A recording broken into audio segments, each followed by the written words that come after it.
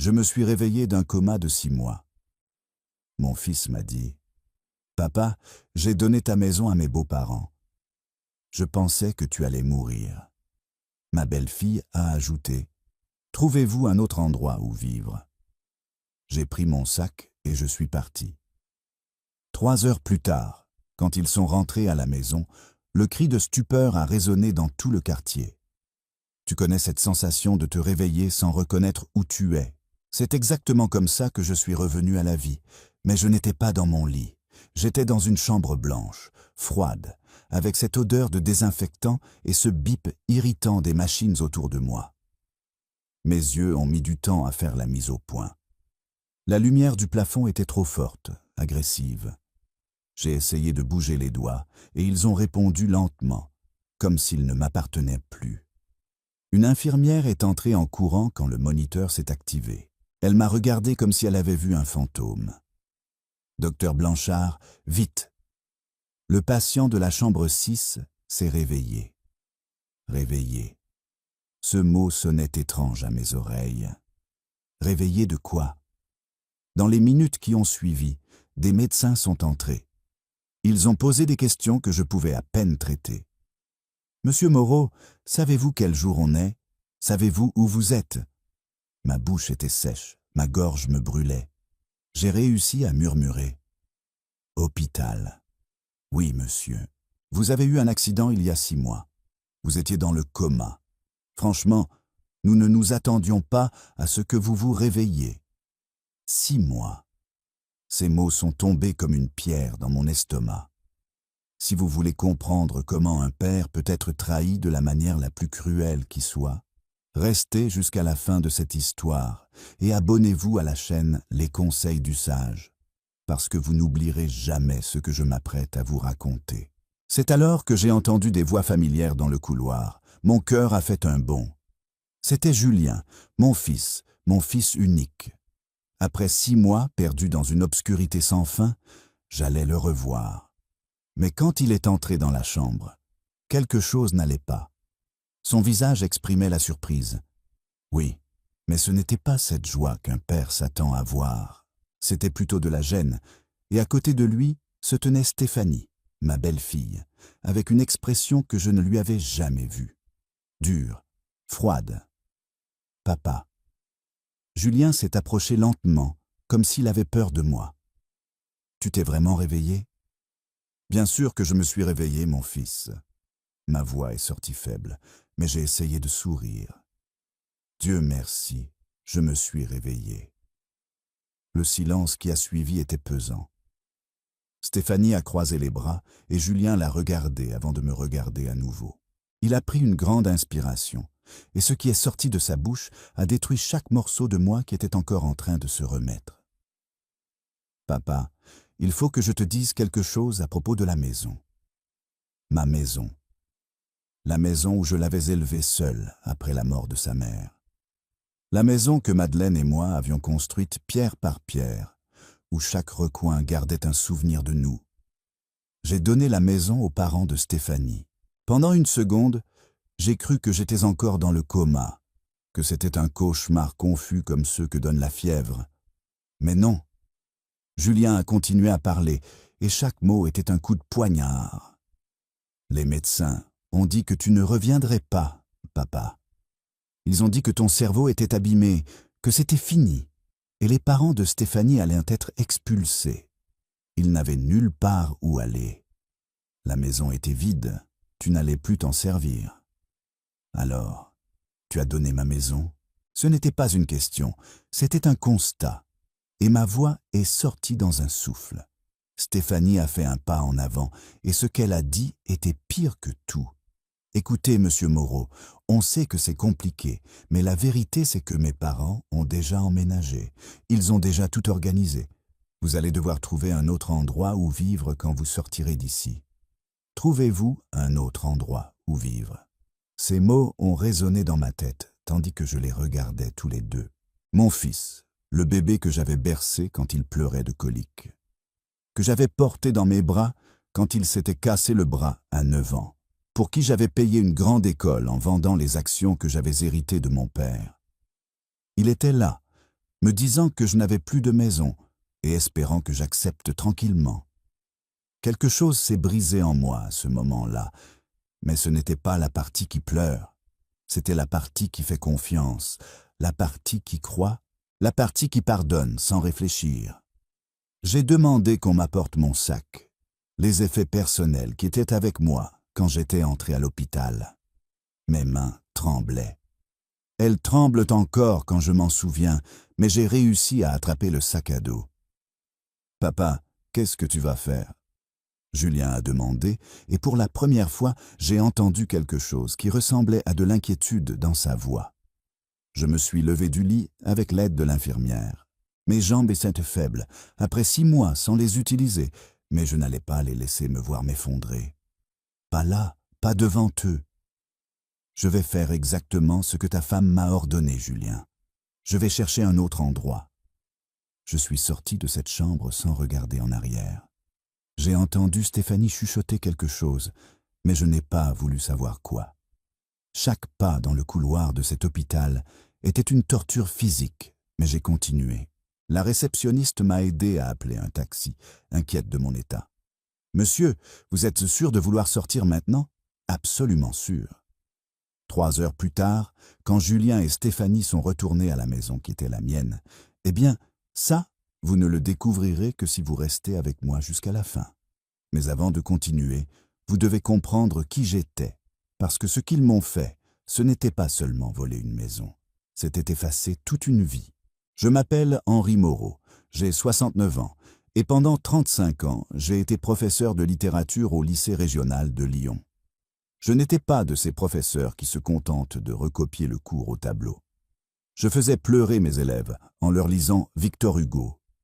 Je les faisais tomber amoureux de Maupassant, de Flaubert. La littérature était ma vie, ma façon de respirer. J'ai rencontré Madeleine un dimanche après-midi lors d'une lecture de poésie au Centre culturel de Fourvière. Elle récitait du Baudelaire, avec une voix qui arrêtait le temps. Quand elle a terminé, nos regards se sont croisés et j'ai su. J'ai simplement su que cette femme serait la mienne pour toujours. Nous nous sommes mariés 6 mois plus tard. Elle était architecte. Elle avait les mains calleuses à force de travailler, mais en même temps, elle me touchait le visage comme s'il était en cristal. Nous avons construit notre maison ensemble. Et quand je dis « construit », c'est au sens propre. Madeleine a dessiné chaque détail, supervisé chaque pierre posée. Moi, j'ai choisi les couleurs, les plantes du jardin, le bois des étagères où nous rangerions nos livres. Cette maison avait une âme. Elle avait les dimanches après-midi avec l'odeur du café fraîchement moulu. Elle avait les soirées où Madeleine me faisait la lecture pendant que je corrigeais des copies. Elle avait la petite chambre que nous avions peinte en bleu ciel quand nous avions appris que Madeleine attendait Julien. 15 ans de mariage parfait, jusqu'au jour où le cœur de Madeleine a décidé qu'il était temps de s'arrêter. Cancer du sein foudroyant à 41 ans. J'ai enterré ma femme un mardi de novembre. J'ai enterré aussi une partie de moi, mais j'avais un enfant qui me regardait avec les yeux de sa mère, attendant que je sois assez fort pour nous deux. Alors je l'ai été. Madeleine avait été prévoyante. Elle avait laissé la maison sans dette, pas un centime de dette. Elle avait laissé des économies de 25 000 €, l'argent qu'elle avait mis de côté centime après centime, parce qu'elle rêvait que nous voyagions en Italie quand nous serions à la retraite. Elle avait aussi laissé le médaillon en or blanc qui avait appartenu à sa grand-mère, avec une photo de nous le jour de notre mariage à l'intérieur. Ce bijou valait 4 000 €, mais pour moi, il n'avait pas de prix. C'était elle, près de mon cœur. J'ai élevé Julien seul. Je me levais à 5 heures du matin pour préparer le petit déjeuner. Je donnais mes cours toute la journée. Je rentrais à la maison et j'avais encore l'énergie pour l'aider à faire ses devoirs. Les samedis, nous allions à la bibliothèque municipale. Les dimanches, je cuisinais ce gratin dauphinois qu'il adorait tant. Quand il a terminé le lycée, Julien voulait étudier l'architecture comme sa mère. Mon cœur s'est gonflé de fierté, mais les bonnes écoles privées étaient chères, très chères. J'ai vendu les actions de mon père. J'ai vendu la voiture que Madeleine avait laissée. Pendant 5 ans, j'ai payé 42 000 € de frais de scolarité. Je ne regrette rien. C'était mon fils qui accomplissait le rêve que sa mère n'avait pas pu voir. Quand Julien a obtenu son diplôme, j'ai pleuré comme un enfant lors de la cérémonie. Il m'a serré si fort dans ses bras ce jour-là. Papa, rien de tout cela n'aurait été possible sans toi. Je t'aime plus que tout. 3 ans plus tard, il voulait créer son propre cabinet de conseil en architecture. Il avait besoin d'un capital de départ de 75 000 €. Je les ai pris sur les économies que Madeleine avait laissées, sans hésiter une seconde. L'entreprise a fonctionné. Julien a prospéré. Il a acheté une voiture allemande, des vêtements de marque. Il a commencé à fréquenter des événements mondains. J'étais heureux de le voir réussir. Même si je vivais seul dans cette maison trop grande pour une seule personne, j'étais heureux. Ma vie était simple, mais elle était à moi. Je donnais des cours bénévoles dans une médiathèque de quartier. Je m'occupais de mon jardin d'hortensia, les fleurs préférées de Madeleine. Les week-ends, je lisais sur la terrasse avec une tasse de thé. J'avais ma collection de livres rares, des premières éditions que j'avais réunies au fil des ans. Hugo, Maupassant, Flaubert, Zola. Cette collection valait 9 800 €, mais sa vraie valeur résidait dans les souvenirs. Chaque livre avait été une conquête, une célébration, un cadeau. J'étais indépendant, fort, respecté dans le quartier. Les voisines m'invitaient à prendre le café. Les anciens élèves m'arrêtèrent dans la rue pour me remercier. Ma vie avait un sens. Jusqu'à il y a 5 ans, quand Julien est arrivé à la maison avec une nouvelle qui allait tout changer. Papa, j'ai rencontré quelqu'un. Elle s'appelle Stéphanie. Je me souviens de la première fois que j'ai vu ma belle-fille. C'était un samedi après-midi. Elle est arrivée main dans la main, avec mon fils, grand sourire, cheveux attachés en queue de cheval. Jolie, je ne vais pas le nier. Mais il y avait quelque chose dans ses yeux, quelque chose que je n'arrivais pas à déchiffrer. Enchanté, monsieur Moreau. Julien parle tellement de vous. Je lui ai serré la main. Elle était glacée malgré la chaleur. Ils sont sortis ensemble pendant 6 mois. 6 mois. Quand Julien a annoncé le mariage, j'ai dit « Mon fils, tu es sûr? Vous vous connaissez à peine. » Il a ri. « Papa, quand on sait, on sait. » Ce n'était pas pareil pour maman et toi. J'ai cédé parce que oui, ça avait été pareil. Alors j'ai ravalé mes doutes et j'ai soutenu. Mais quelque chose en moi murmurait que j'aurais dû écouter mon instinct, parce que ce qui est venu ensuite, eh bien, c'est là que le serpent a vraiment montré ses crocs. Le mariage était beau, je ne vais pas mentir. Petit, juste la famille proche, mais il avait cet air de bonheur que tout mariage devrait avoir. J'ai porté un costume gris que j'avais acheté spécialement pour l'occasion. Julien était radieux en costume 3 pièces et Stéphanie était impeccable. C'est pendant la fête que j'ai rencontré ses parents, Françoise et Raymond. Ils sont arrivés en retard, un peu débraillés, des vêtements trop simples pour l'événement. Françoise avait des cernes profondes et les mains tremblantes. Raymond ne regardait personne dans les yeux. Ils ont salué tout le monde rapidement et ont passé toute la soirée assis dans un coin à boire du champagne, comme si c'était de l'eau. Stéphanie semblait avoir honte d'eux. J'ai remarqué comment elle éloignait Julien chaque fois que ses parents essayaient de s'approcher. « Viens, mon amour, allons saluer tes oncles. » Et il y allait, laissant ses beaux-parents derrière. Plus tard, aux toilettes, j'ai entendu 2 invités parler. Il paraît que sa famille est ruinée. Ils ont tout perdu à cause de dettes. Eh bien, elle a eu de la chance de trouver un garçon aisé. Mon estomac s'est noué. Mais je me suis dit que tout le monde mérite un nouveau départ. Peut-être que Stéphanie était vraiment une bonne fille, qui essayait de surmonter un passé difficile. Comme je me trompais. 3 semaines après le mariage, Julien et Stéphanie sont venus dîner à la maison.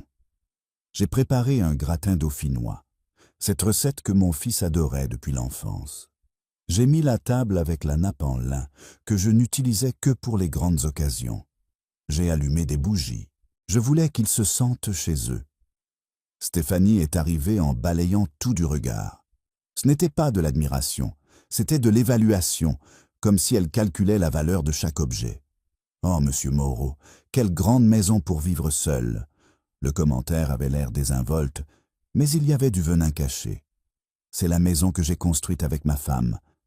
Il y a des souvenirs dans chaque recoin. Les souvenirs ne paient pas les factures d'électricité, n'est-ce pas ?» Elle a ri. Mais Julien n'a pas ri. Pendant le dîner, elle a continué. « Vous n'avez jamais pensé à vendre. Avec cet argent, vous pourriez acheter un appartement plus pratique, sans escalier, sans jardin à entretenir. Imaginez la liberté. » La liberté. Elle a utilisé ce mot comme si j'étais prisonnier de ma propre vie. Je n'ai aucune intention de me séparer de ma maison, Stéphanie. Ah, bien sûr, c'est juste qu'on s'inquiète. Vous vieillissez. Un jour, vous pourriez tomber dans ces escaliers, vous casser la hanche. Julien est finalement intervenu. Stéphanie, mon père est en parfaite santé, mais le mal était fait. La graine avait été plantée. Dans les semaines qui ont suivi, les commentaires ont continué, toujours déguisés en inquiétude. Monsieur Moreau, ce mot de passe bancaire est bien compliqué. Vous vous en souvenez? Oh, comme vous êtes distrait. L'autre jour, vous avez dit que vous alliez faire un gâteau, sauf que vous n'aviez jamais rien dit sur un gâteau. Elle fabriquait des oublis qui n'existaient pas. Devant Julien, elle me faisait passer pour quelqu'un qui perdait la tête. Sénile. Et lui, aveuglé par l'amour, la croyait. Vous allez bientôt découvrir comment Stéphanie a tissé son réseau de manipulation et comment un accident a tout changé. N'oubliez pas de vous abonner à la chaîne Les Conseils du Sage. 6 mois après le mariage, ils sont apparus sans prévenir un dimanche. Stéphanie est entrée directement comme si la maison lui appartenait. Elle est allée à la cuisine, a ouvert mon réfrigérateur. « Monsieur Moreau, encore des aliments périmés. Vous avez besoin d'aide. » Il n'y avait rien de périmé. J'étais allé au supermarché le jeudi. Julien m'a regardé avec pitié. De la pitié de la part de mon propre fils. « Papa, Stéphanie a raison. Tu ne peux pas vivre seul comme ça. Et si quelque chose arrive et que personne ne s'en rend compte? » Julien, j'ai 64 ans, pas 80. Je suis parfaitement capable. Mais j'ai vu le doute dans ses yeux. Stéphanie avait réussi. 1 an est passé, 1 an d'insinuations, de commentaires venimeux, déguisés en attention. Elle ne disait jamais rien directement. C'était toujours entre les lignes. Quelle belle collection de livres, mais ça doit être tellement de travail de les dépoussiérer. Ce médaillon a de la valeur, n'est-ce pas? C'est dangereux de le garder à la maison. Et si on vous le volait? J'ai commencé à me sentir mal à l'aise dans ma propre maison quand il venait. Stéphanie se promenait dans les pièces avec ce regard calculateur, touchait les objets, ouvrait les tiroirs. Je vérifie juste que vous n'avez pas oublié quelque chose d'important ici. Julien travaillait de plus en plus, voyageait constamment, et quand il était à la maison, c'était Stéphanie qui parlait pour lui. Mon chéri est tellement fatigué. Le pauvre, tant de responsabilités. Ma responsabilité, dans une entreprise que j'avais financée. J'ai essayé de parler à mon fils en privé plusieurs fois. Julien, j'ai l'impression que Stéphanie ne m'aime pas. Papa, tu te fais des idées? Elle t'adore. Elle s'inquiète toujours pour toi. Elle s'inquiète. Ce mot a commencé à me donner des frissons. 2 ans après le mariage, un jeudi après-midi, ils sont arrivés par surprise encore une fois. Stéphanie avait des plantes. Je les ai apportées pour égayer la maison. Monsieur Moreau a besoin de plus de vie ici. Elle a placé les plantes exactement là où se trouvaient les photos de Madeleine et de Julien enfant. Quand j'ai voulu remettre les photos à leur place après leur départ, j'ai remarqué qu'il en manquait une. La photo du 10e anniversaire de Julien, où il soufflait les bougies, et Madeleine était derrière avec la main sur son épaule. J'ai appelé Julien. « Mon fils, une photo a disparu ici à la maison. Papa, tu as dû la ranger ailleurs. » Et tu as oublié. Oublié. Ce mot me poursuivait dans chaque conversation. J'ai compris alors ce que Stéphanie faisait. Elle construisait un récit. Le récit selon lequel je perdais la tête, j'étais sénile. Je ne pouvais plus m'occuper de moi-même. Et le pire, c'est que ça marchait. 3 ans de mariage. Julien me traitait maintenant comme si j'étais fragile. Il m'appelait moins, me rendait visite moins souvent. Quand je demandais des nouvelles de sa vie, c'était Stéphanie qui répondait. « Il va bien, monsieur Moreau, ne vous inquiétez pas. J'ai vu mon fils me glisser entre les doigts et je ne pouvais pas le retenir. Mais l'univers a des façons étranges de tout changer. Et la façon qu'il a choisie, c'était un camion incontrôlé, un mardi après-midi. C'était un mardi ordinaire. Un de ceux où l'on se lève sans imaginer que toute sa vie va basculer avant le coucher du soleil. J'étais allé en centre-ville faire des courses. J'avais besoin de livres neufs pour les cours bénévoles à la médiathèque. Je venais de sortir de la librairie de Citre, celle qui est dans le vieux Lyon, avec un sac plein d'exemplaires neufs. La circulation était dense, normale pour 15 heures. J'ai attendu que le feu passe au vert. J'ai traversé sur le passage piéton. Je n'ai pas vu arriver le camion. Le chauffeur a dit ensuite qu'il avait perdu les freins. Je me souviens seulement du son, ce crissement de pneus sur l'asphalte. Et puis plus rien. On dit que mon corps a volé à 3 mètres. Ma tête a heurté le trottoir. Les livres se sont éparpillés dans la rue. Des pages déchirées, mêlées de sang. Mon sang.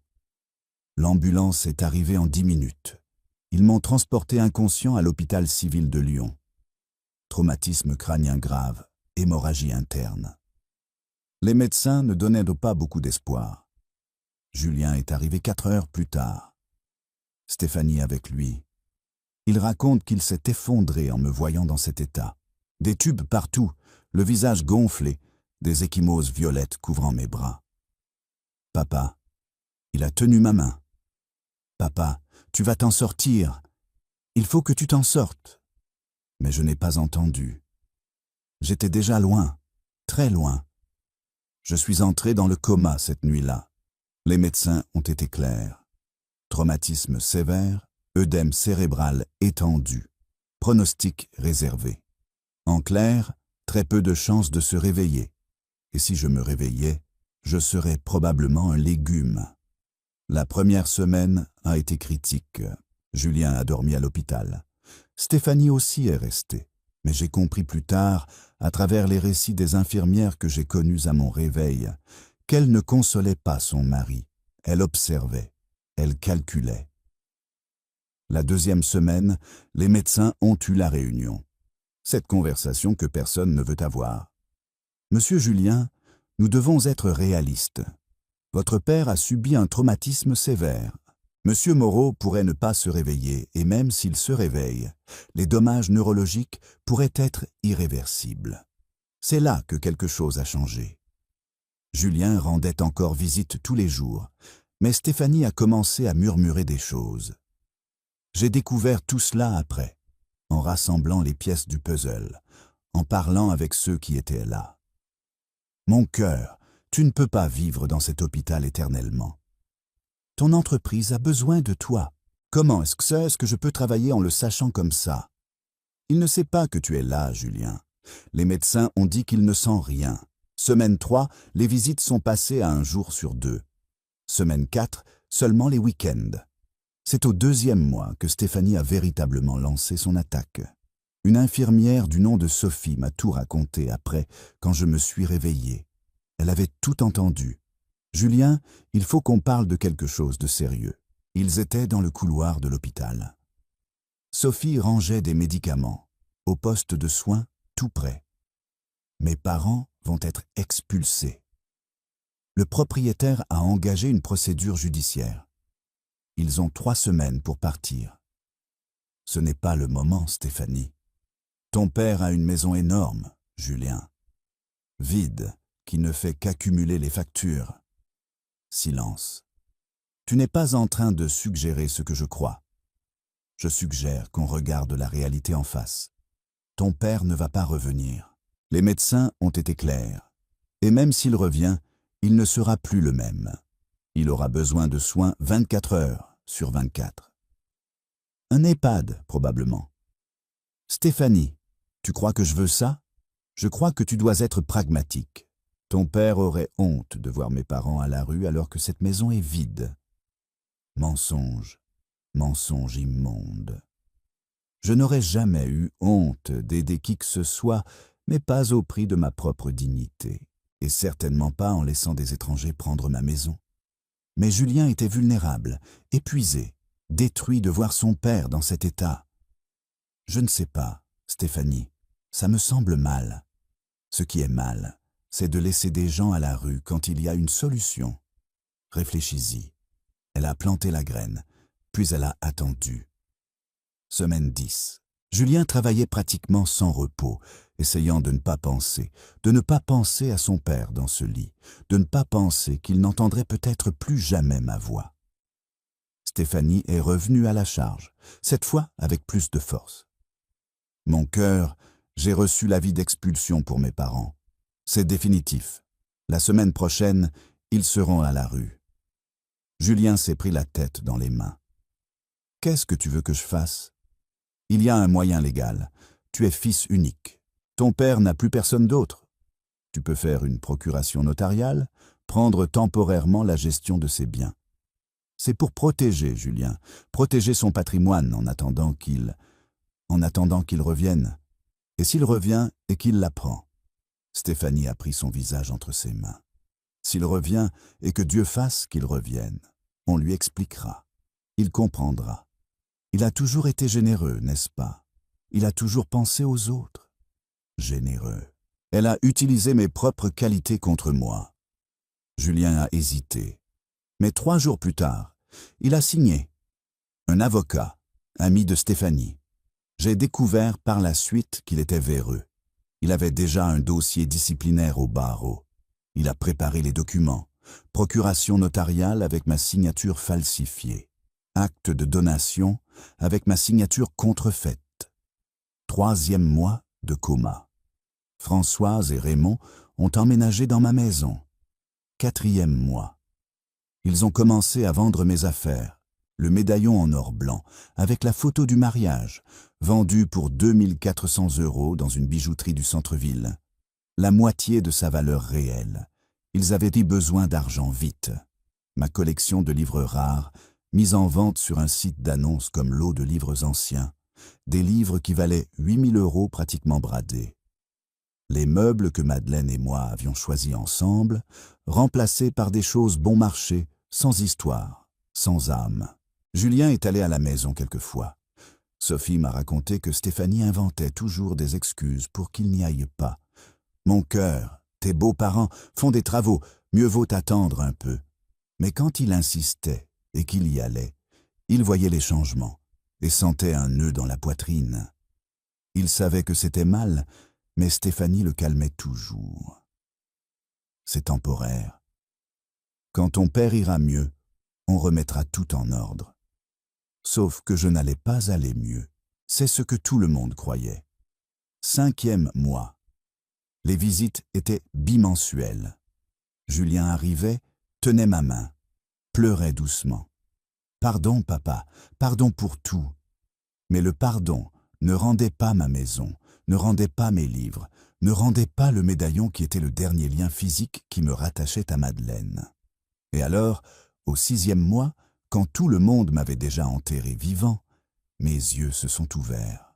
Qu'est-ce qui s'est passé pendant que je luttais pour ma vie dans ce coma? Eh bien, je ne l'ai découvert qu'après, pièce par pièce, document par document, témoin après témoin, et chaque découverte était comme arracher un pansement d'une plaie qui ne cicatriserait jamais correctement. Laissez-moi vous expliquer comment on m'a volé ma vie de manière légale. L'avocat que Stéphanie avait trouvé s'appelait Maître Rivière, petit cabinet dans un local commercial du centre-ville, loin des grands cabinets. Le genre d'avocat qui ne pose pas beaucoup de questions et qui résout des problèmes que les avocats honnêtes ne résoudraient pas. Il a préparé 2 documents principaux.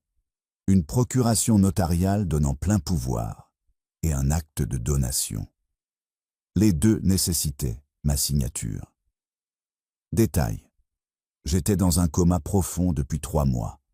Mais ce n'était pas un obstacle pour Maître Rivière.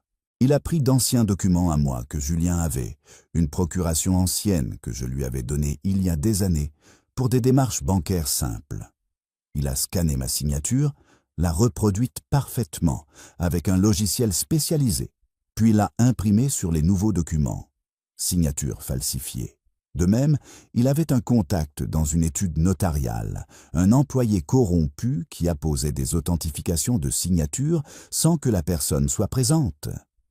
50 € par cachet. Le prix de ma maison a été sans cachet de pot de vin. Julien a signé comme témoin. Il a signé en croyant protéger le patrimoine de son père. Stéphanie l'avait convaincu que c'était une mesure de précaution temporaire, en attendant que je me réveille, sauf que l'acte n'était pas temporaire. C'était une donation définitive, irrévocable, au profit de Françoise Martinez et Raymond Augusto Martinez, ses parents. Quand les documents ont été prêts, Maître Rivière les a enregistrés au service de la publicité foncière. Un jeudi pluvieux de mai, ma maison estimée à 295 000 € a changé de propriétaire pendant que j'étais inconscient à 15 km de là. Françoise et Raymond ont emménagé le week-end suivant. Ils sont arrivés avec une camionnette de déménagement. Ils n'avaient pas grand-chose. Des meubles usés, des cartons attachés avec de la ficelle, des matelas sanglés sur le toit de la camionnette. Les voisins regardaient avec stupeur. Madame Jacquelin, qui vivait à côté depuis 20 ans, a traversé la rue pour demander « Vous êtes de la famille de Monsieur Moreau ?» Françoise a souri avec ce sourire faux. « Nous sommes les parents de sa belle-fille. Nous restons ici temporairement pendant qu'il se remet à l'hôpital. » Temporairement. Encore un mensonge. En 2 semaines, la maison n'était plus la mienne. Ils ont enlevé les rideaux en lin que j'avais achetés dans une boutique spécialisée, ceux qui filtraient la lumière de l'après-midi de manière parfaite. Ils ont mis des rideaux en plastique à 5 € le mètre. Ils ont arraché les tableaux des murs, des paysages que Madeleine et moi avions achetés en voyage, une aquarelle de Provence, une gravure d'Annecy. Ils les ont vendus à la brocante pour 250 €. 250 €. Ces tableaux valaient plus de 2500. Le vaisselier de la salle à manger. Héritage de ma grand-mère, bois massif, vendu pour 450 € dans une petite annonce. Meuble ancien, en bon état. Un brocanteur l'a acheté et l'a probablement revendu 10 fois plus cher. Mais le pire a été le médaillon. Ce bijou avait plus de 70 ans. C'était de l'or blanc, 18 carats, avec des détails en filigrane. Il avait appartenu à la grand-mère de Madeleine, puis était passé à sa mère, puis à elle. Le jour de notre mariage, elle me l'avait passé autour du cou et avait dit « Maintenant, tu portes l'histoire de ma famille avec la nôtre. » À l'intérieur, il y avait une photo de nous, 3 mois après le mariage. Madeleine me regardait avec ce sourire qui illuminait tout. Moi, ridiculement amoureux. Raymond a apporté le médaillon dans une bijouterie de l'avenue principale. Le propriétaire a offert 3 400 €. Il a accepté 2 400. Il avait besoin d'argent vite pour payer de vieilles dettes. 2 400 €. Il a vendu 70 ans d'histoire pour 2 400 €. La photo, ils l'ont jetée à la poubelle. « Je voulais juste le bijou », a dit Raymond au bijoutier. Mes livres rares ont connu un sort similaire. Première édition des Misérables. Première édition de Belle Amie. Première édition de Germinal. Des livres que j'avais collectionnés pendant 30 ans, que j'avais cherchés chez les bouquinistes, dans les ventes aux enchères, que j'avais conservés avec des protections et des soins. Françoise a tout mis dans un carton, l'a mis en vente sur Internet. Livres anciens, lot complet. Un collectionneur de Paris a vu l'annonce et a failli tomber de sa chaise. Ces livres valaient facilement 9 800 €. Il a offert 1 600. Elle a accepté 1200 parce que le type payait en espèces. Les vêtements de Madeleine que je gardais encore, je ne pouvais pas les donner. C'était ce qui restait physiquement d'elle. Ils ont fini dans un vide-grenier caritatif. On ne les a même pas vendus, on s'en est juste débarrassé. Des vieux vêtements qui prennent de la place. Ils ont brûlé des photos dans le jardin. C'est vrai. Ils ont fait un feu de joie et y ont jeté des albums entiers. Pourquoi garder des photos de gens qu'on ne connaît même pas? Françoise a dit en jetant mon album de mariage dans les flammes. Les photos de Julien bébé, celles des anniversaires, de Noël, des voyages, la photo de Madeleine tenant Julien nouveau-né avec des larmes d'émotion dans les yeux. Tout est devenu cendre. Madame Jacqueline l'a vu par la fenêtre et a failli appeler la police, mais elle s'est dit « c'est la famille, ils doivent savoir ce qu'ils font ». Julien est allé visiter la maison quelquefois pendant ces mois-là. Stéphanie inventait toujours des excuses pour qu'il n'y aille pas, mais quand il insistait trop, elle n'avait pas le choix. La première fois qu'il a vu les changements, il est devenu livide. Où est le vaisselier de grand-mère? Oh, mon chéri, Stéphanie l'a enlacé par derrière. Il avait des termites. Mon père a dû s'en débarrasser. Mais on a gardé la vaisselle pour toi. Mensonge. La vaisselle avait été vendue avec tout le reste. Et les tableaux sont en restauration. Ils étaient très abîmés. Tu les as vus toi-même. Encore des mensonges. Julien a marché dans la maison comme un fantôme. Il voyait que ce n'était plus la maison de son père. Mais Stéphanie avait toujours une explication. Elle calmait toujours, elle convainquait toujours que c'était temporaire, juste en attendant qu'il se réveille. Sauf qu'au fond, une voix murmurait « Ton père ne va pas se réveiller ». Et s'il ne se réveillait pas, cette mascarade n'aurait jamais besoin d'être défaite. Mais je me suis réveillé. Et quand je me suis réveillé, j'ai apporté avec moi une soif de justice qu'il n'avait jamais imaginée. Je suis sorti de l'hôpital civil de Lyon à 9 heures du matin. Je me souviens de l'heure exacte parce que j'ai regardé l'horloge de la réception en signant les papiers de sortie volontaire. La réceptionniste, une jeune femme à lunettes rondes, était inquiète. « Monsieur Moreau, vous êtes sûr ? Les médecins recommandent encore quelques jours d'observation. J'en suis sûr. » Ma voix est sortie ferme, plus ferme que je ne l'aurais cru après 6 mois sans l'utiliser. Les jambes tremblaient. Oui, le corps était encore faible. Mais mon esprit n'avait jamais été aussi clair. J'ai pris mon téléphone dans le sac des faits personnels. Il avait 104 appels manqués. 76 étaient de Julien, des premiers jours du coma. Après, elles se sont espacées.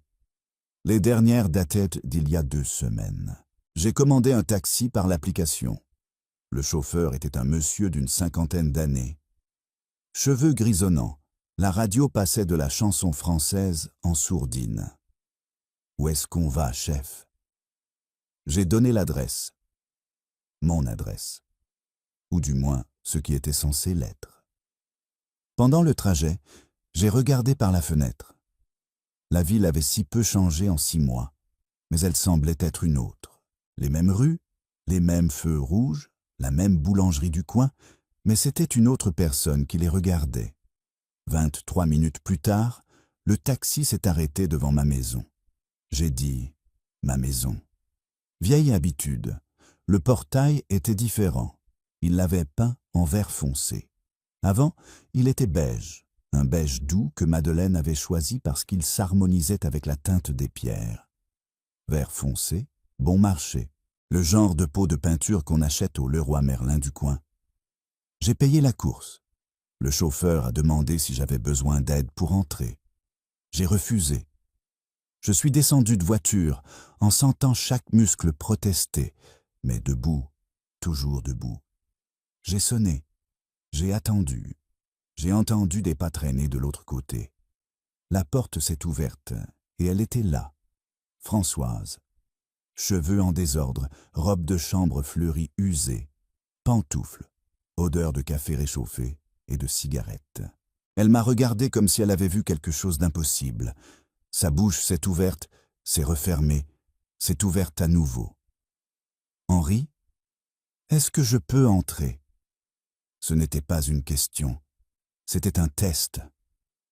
Je voulais voir jusqu'où allait le culot. Elle a regardé derrière elle, nerveuse. Écoutez, c'est que la maison maintenant, c'est Stéphanie qui... Elle ne lui avait pas dit que je m'étais réveillé. Eh bien, je suis réveillé. J'ai forcé le passage. Mon épaule a touché la sienne en franchissant la porte. Je suis entré dans mon salon, où ce qu'il en restait. L'odeur était mauvaise. Ce n'était plus l'odeur de lavande et de café-filtre. C'était une odeur de vieille friture et d'humidité. Les murs avaient des taches de moisissure qui n'existèrent pas avant. Le canapé en cuir véritable que Madeleine et moi avions acheté dans un magasin de design avait disparu.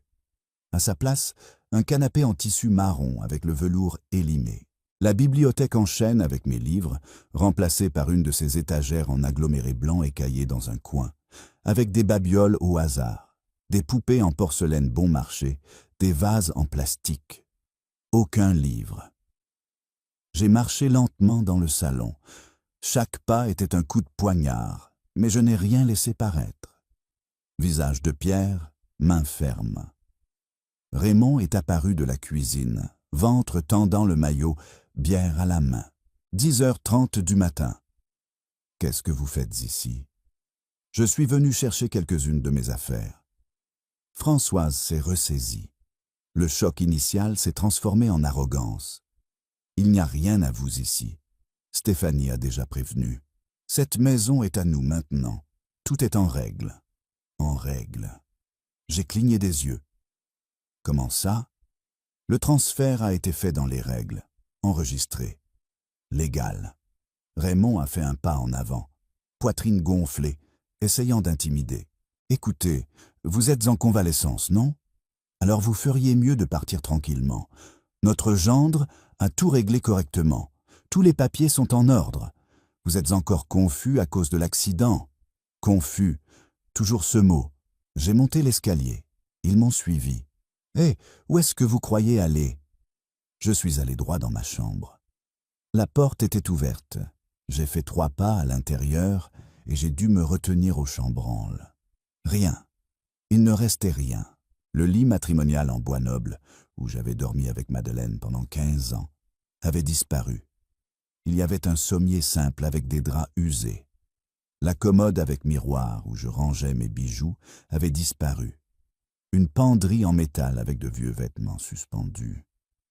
Le bureau où je corrigeais les copies était devenu une table en plastique avec un cendrier plein. J'ai ouvert le placard encastré. Mes vêtements avaient disparu. À leur place, des pantalons usés, des chemises délavées, des polaires du marché aux puces. Où est mon médaillon? Silence. Le médaillon en or blanc qui était dans le 3e tiroir de la commode. Où est-il? Françoise a détourné le regard. Je ne sais rien d'un médaillon. Où sont mes livres? Quels livres? Les 100 livres qui étaient dans la bibliothèque du salon. Des premières éditions. Une collection de 30 ans. Où sont-ils? Raymond a soufflé. Hein? Ces vieux bouquins sont partis depuis longtemps. Partis où? Quelle importance! De toute façon, vous n'alliez plus vous en servir. C'est à ce moment-là que quelque chose a changé en moi. Vous savez, quand vous regardez quelqu'un et que vous comprenez que parler ne servira à rien, que ces gens n'ont aucune idée de ce qu'ils ont fait, qu'ils n'ont ni remords, ni honte, ni humanité, eh bien, c'est ainsi que j'ai descendu l'escalier en silence. Ils m'ont suivi, s'attendant à des cris, s'attendant à des pleurs, s'attendant à du drame. Je ne leur ai rien donné de tout cela. À la porte, je me suis retourné vers eux deux. Vous avez vendu mes livres? Françoise a croisé les bras. Et vous avez aussi vendu le médaillon. Raymond a haussé les épaules. Il était là sans servir. Ça ne servait à rien. Vous avez brûlé mes photos. Silence coupable. J'ai souri. Pour la première fois depuis que je m'étais réveillé du coma. J'ai souri. Ce n'était pas un sourire de joie. C'était le sourire de quelqu'un qui a vu toutes les cartes de l'adversaire et c'est exactement quel coup jouer. Je comprends. Je me suis retourné et je suis sorti. Françoise a crié derrière moi. « Si vous venez avec la police, on a les papiers. Tout est enregistré. Vous n'obtiendrez rien. » Je n'ai pas répondu. J'ai juste marché dans la rue. Jambes faibles, mais tête haute. J'ai pris un autre taxi. Cette fois, direction chez Pierre. Mon ami m'a ouvert la porte et m'a serré si fort dans ses bras que j'ai failli tomber. « Henri, mon Dieu, tu t'es réveillé. Julien a appelé hier pour dire que tu t'étais réveillé, mais je n'ai pas pu te parler. Je suis entré, je me suis assis dans son fauteuil, j'ai accepté le verre d'eau qu'il m'a offert. Pierre, j'ai besoin d'un service. Tout ce que tu veux. Qu'est-ce qu'il te faut? J'ai besoin du meilleur avocat que tu connaisses, et j'ai besoin que personne ne sache que je suis ici. » Il m'a regardé dans les yeux et il a compris. Après 40 ans d'amitié, les explications sont superflues. Je connais quelqu'un. Maître Fontaine, implacable, ne perd jamais un procès. Tu peux fixer un rendez-vous pour aujourd'hui? Aujourd'hui. Aujourd'hui, Pierre. Chaque heure qui passe est une heure où ils dorment tranquillement en pensant qu'ils ont gagné. Il a pris le téléphone, il a passé l'appel. 20 minutes plus tard, c'était confirmé. Pendant que Julien et Stéphanie célébraient mon acceptation de la situation, moi, je préparais l'enfer qui allait s'abattre sur eux. Le cabinet de Maître Fontaine se trouvait au 12e étage d'un immeuble commercial dans le 6e arrondissement.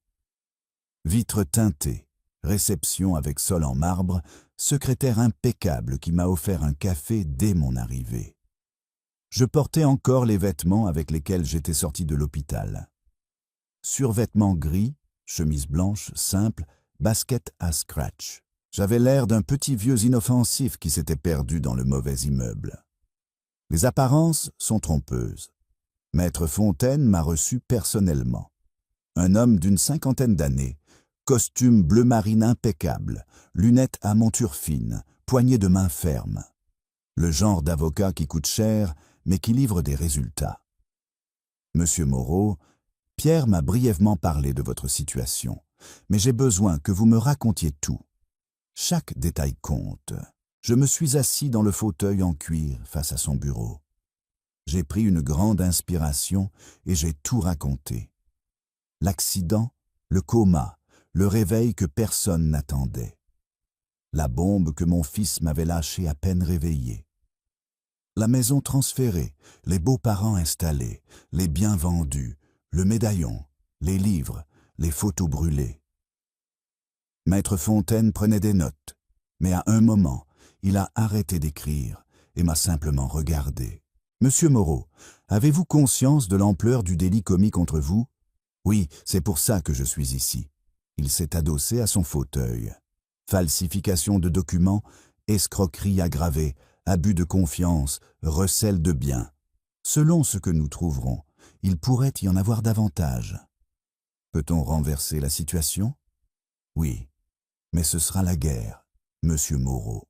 Ils vont se battre, ils vont mentir, ils vont essayer de prouver que vous étiez dans l'incapacité, que vous étiez d'accord, que maintenant vous êtes confus. Qu'ils essayent un. Il a souri. C'était un sourire discret, mais un sourire de respect. Depuis combien de temps êtes-vous sorti du coma? 6 heures. Il a cligné des yeux. 6 heures, et vous êtes déjà ici en train de monter une stratégie juridique. 6 mois dans le coma.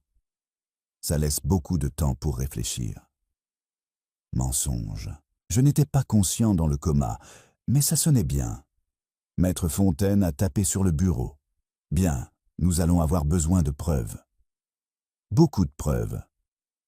Premièrement, un examen neurologique complet pour prouver votre pleine capacité mentale. Je prends rendez-vous pour demain. Deuxièmement, une expertise graphologique sur les documents de transfert de la maison. Ma signature a été falsifiée, j'en suis absolument certain. Troisièmement, les relevés complets de toutes vos transactions bancaires pendant le coma. Ça m'a arrêté net. Des transactions. quelle transaction ?» Il m'a regardé gravement. « Monsieur Moreau, s'ils ont falsifié des documents pour prendre votre maison, il est très probable qu'ils aient aussi touché à vos comptes bancaires. » Mon sang s'est glacé. 2 heures plus tard, nous étions à la banque. Le directeur, surpris par mon apparition, avait entendu parler de l'accident. Il pensait que je ne reviendrais pas. Avec Maître Fontaine à mes côtés et toute la documentation médicale prouvant que j'avais été dans le coma, nous avons obtenu un accès complet au relevé de compte. Le directeur a imprimé 6 mois de mouvement. Je me suis assis dans un petit salon privé. J'ai commencé à lire. Première page, normale. La retraite qui entre, les prélèvements automatiques qui sortent. Deuxième page, un retrait de 8 500 €. Date, quelques semaines après l'accident. J'étais dans le coma. Troisième page, un autre retrait de 10 000 €. 3 semaines plus tard. Quatrième page, un virement de 42 000 € sur le compte de Julien Moreau. Mon fils. Cinquième page. D'autres retraits. 13 000, 21 000, 25 000. Au total, 118 000 € avaient disparu de mes économies pendant que je luttais pour ma vie dans un lit d'hôpital. Ma main tremblait en tenant ces feuilles. Maître Fontaine a posé sa main sur mon épaule. « Respirez, monsieur Moreau. » J'ai respiré. 1 fois, 2 fois, 3 fois. Ils ont tout volé, maître. La maison, les objets, les souvenirs, l'argent, tout. Et nous allons tout récupérer. Chaque euro, chaque objet qu'on peut retrouver. Et ils vont payer, monsieur Moreau, pénalement. Le lendemain, j'ai passé une batterie complète d'examens neurologiques. Scanner, IRM, test cognitif, évaluation psychiatrique. Le neurologue qui m'a examiné était impressionné. Monsieur Moreau, compte tenu de la gravité du traumatisme que vous avez subi, votre récupération est remarquable. C'est un miracle médical. Il n'y a aucune séquelle cognitive, mémoire parfaite, raisonnement logique parfait, capacité de jugement totalement préservée. Maître Fontaine a exigé que tout soit documenté et signé. Pendant ce temps, il a chargé un expert graphologue d'analyser la signature sur les documents de donation de la maison. Résultat, falsification grossière. N'importe quel expert médiocre l'aurait identifié. Comment est-ce que ça a pu passer à l'étude notariale? Parce que quelqu'un a apposé le cachet sans vérifier. Nous allons enquêter là-dessus aussi. Les jours suivants ont été intenses. Je restais chez Pierre, qui prenait soin de moi comme un frère. Il me nourrissait, m'aidait à reprendre des forces. Il écoutait mes tourments lors des nuits blanches, quand le poids de tout était trop lourd. Mais de jour en jour, j'étais une machine de guerre. Maître Fontaine a retrouvé l'avocat qui avait falsifié les documents. Maître Rivière avait déjà 3 procédures disciplinaires au barreau. Nous avons retrouvé l'employé de l'étude notariale qui avait apposé le cachet sans vérifier. Il faisait déjà l'objet d'une enquête pour d'autres irrégularités. Nous avons retracé la vente de mes livres. Nous avons trouvé l'acheteur, un collectionneur de Strasbourg, qui avait encore la facture au nom de Françoise. Il a accepté de témoigner. Nous avons trouvé la bijouterie qui avait acheté le médaillon. Ils avaient le registre de la transaction. Raymond l'avait vendu avec son propre numéro de carte d'identité. Imbécile. Chaque pièce du puzzle s'emboîtait. Julien a essayé de m'appeler 3 fois la première semaine. Je n'ai pas répondu. La deuxième semaine, il s'est présenté chez Pierre. Pierre a ouvert la porte. « Pierre, mon père est là. Il faut que je lui parle, que je lui explique. » « Il ne veut pas te parler, Julien. »« S'il te plaît, juste 5 minutes.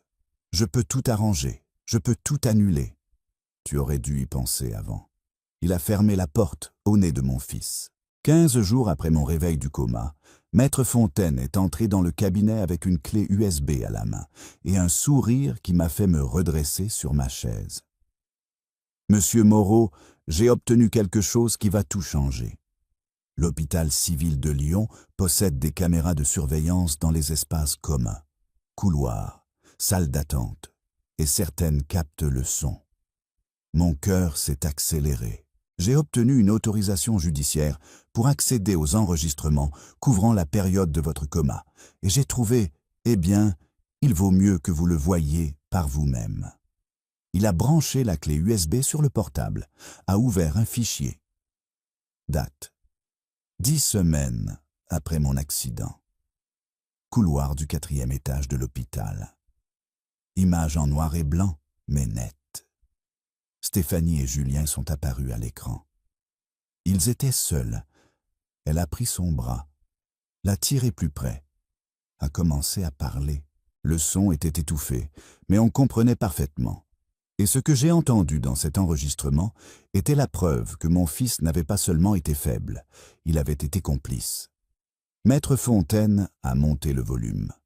La voix de Stéphanie est sortie des haut-parleurs de l'ordinateur, claire comme du cristal. « Julien, ça doit être maintenant. Mes parents ont reçu l'ordonnance d'expulsion définitive. » Mon fils s'est frotté le visage avec les mains. Il était fatigué, visiblement détruit. Stéphanie, je ne sais pas. Ça me semble vraiment mal de faire ça pendant qu'il est dans cet état. Ce qui est mal, c'est de laisser mes parents à la rue quand il y a une solution. Ton père a une maison énorme, vide, qui ne fait qu'accumuler la poussière et les factures. Mais ce n'est pas juste ma décision, c'est sa maison. Stéphanie a fait le tour et s'est plantée devant lui. Dans l'enregistrement, on voyait parfaitement son expression calculatrice. Froide. « Julien, mon amour, regarde-moi. Les médecins ont été clairs. Ton père ne va pas revenir, et même si un miracle se produisait, ce qui n'arrivera pas, il sera en état végétatif. Il aura besoin d'un ECPAD, de soins spécialisés. Tu vas pouvoir payer tout ça en gardant cette maison vide? Stéphanie, ton père voudrait ça. Il voudrait que tu aides ma famille. Il a toujours été généreux, il a toujours pensé aux autres. On ne fait que ce qu'il ferait lui-même. J'étais rigide sur la chaise du cabinet, regardant cette scène. Cette femme qui utilisait mes qualités contre moi, qui mettait dans ma bouche des mots que je n'aurais jamais prononcés. À l'écran, Julien a hésité, puis il a secoué la tête. Non, je ne peux pas. Si par miracle il se réveille et qu'il apprend, et alors Stéphanie a dit ce qui a détruit tout doute que j'aurais encore pu avoir sur ses intentions. Il ne va pas se réveiller, Julien. Et tu sais pourquoi? Parce que quand il mourra, tu auras tout. La maison, l'argent qui reste, tout. Et d'ici là, mes parents seront déjà installés. Tu expliqueras que c'était temporaire. Personne ne remettra rien en question. Mais en attendant, ils ont besoin de cette maison. Maintenant. Pause. Quand ton père mourra. Elle l'avait dit textuellement. Elle attendait que je meure comme on attend un colis. Julien a reculé. Stéphanie, qu'est-ce que tu... Oh, pour l'amour de Dieu, ne fais pas cette tête épouvantée. Tout le monde sait qu'il n'a plus aucune chance. Les médecins ont donné 2% de probabilité. C'est une question de temps. Alors, pourquoi ne pas régler le problème de mes parents en attendant? Tu es en train de parler de mon père, je suis en train de parler de regarder la réalité en face. Tu crois que ça me fait plaisir? Tu crois que ça ne me fait pas mal? Mais il faut bien que quelqu'un soit pragmatique ici, parce que toi, tu es enterré dans la culpabilité et tu ne peux pas réfléchir correctement. Silence pesant. Julien a regardé le sol. Stéphanie a adouci sa voix. Mon cœur, je sais que c'est difficile, mais pense à ce que ton père voudrait que tu fasses. Laisser des gens que tu aimes à la rue ou utiliser une ressource qui est immobilisée. Il n'utilise pas cette maison. Il ne va plus l'utiliser. On ne fait qu'accélérer l'inévitable. Julien a levé les yeux vers elle, et ce qu'il a dit m'a brisé en deux. Et s'il se réveille? Il ne va pas se réveiller. Mais s'il se réveille? Stéphanie a pris son visage entre ses mains. S'il se réveille, il sera en état végétatif, et là, tu le places dans un établissement spécialisé et tu arranges les choses. Mais Julien, il ne va pas se réveiller. Tu dois accepter ça.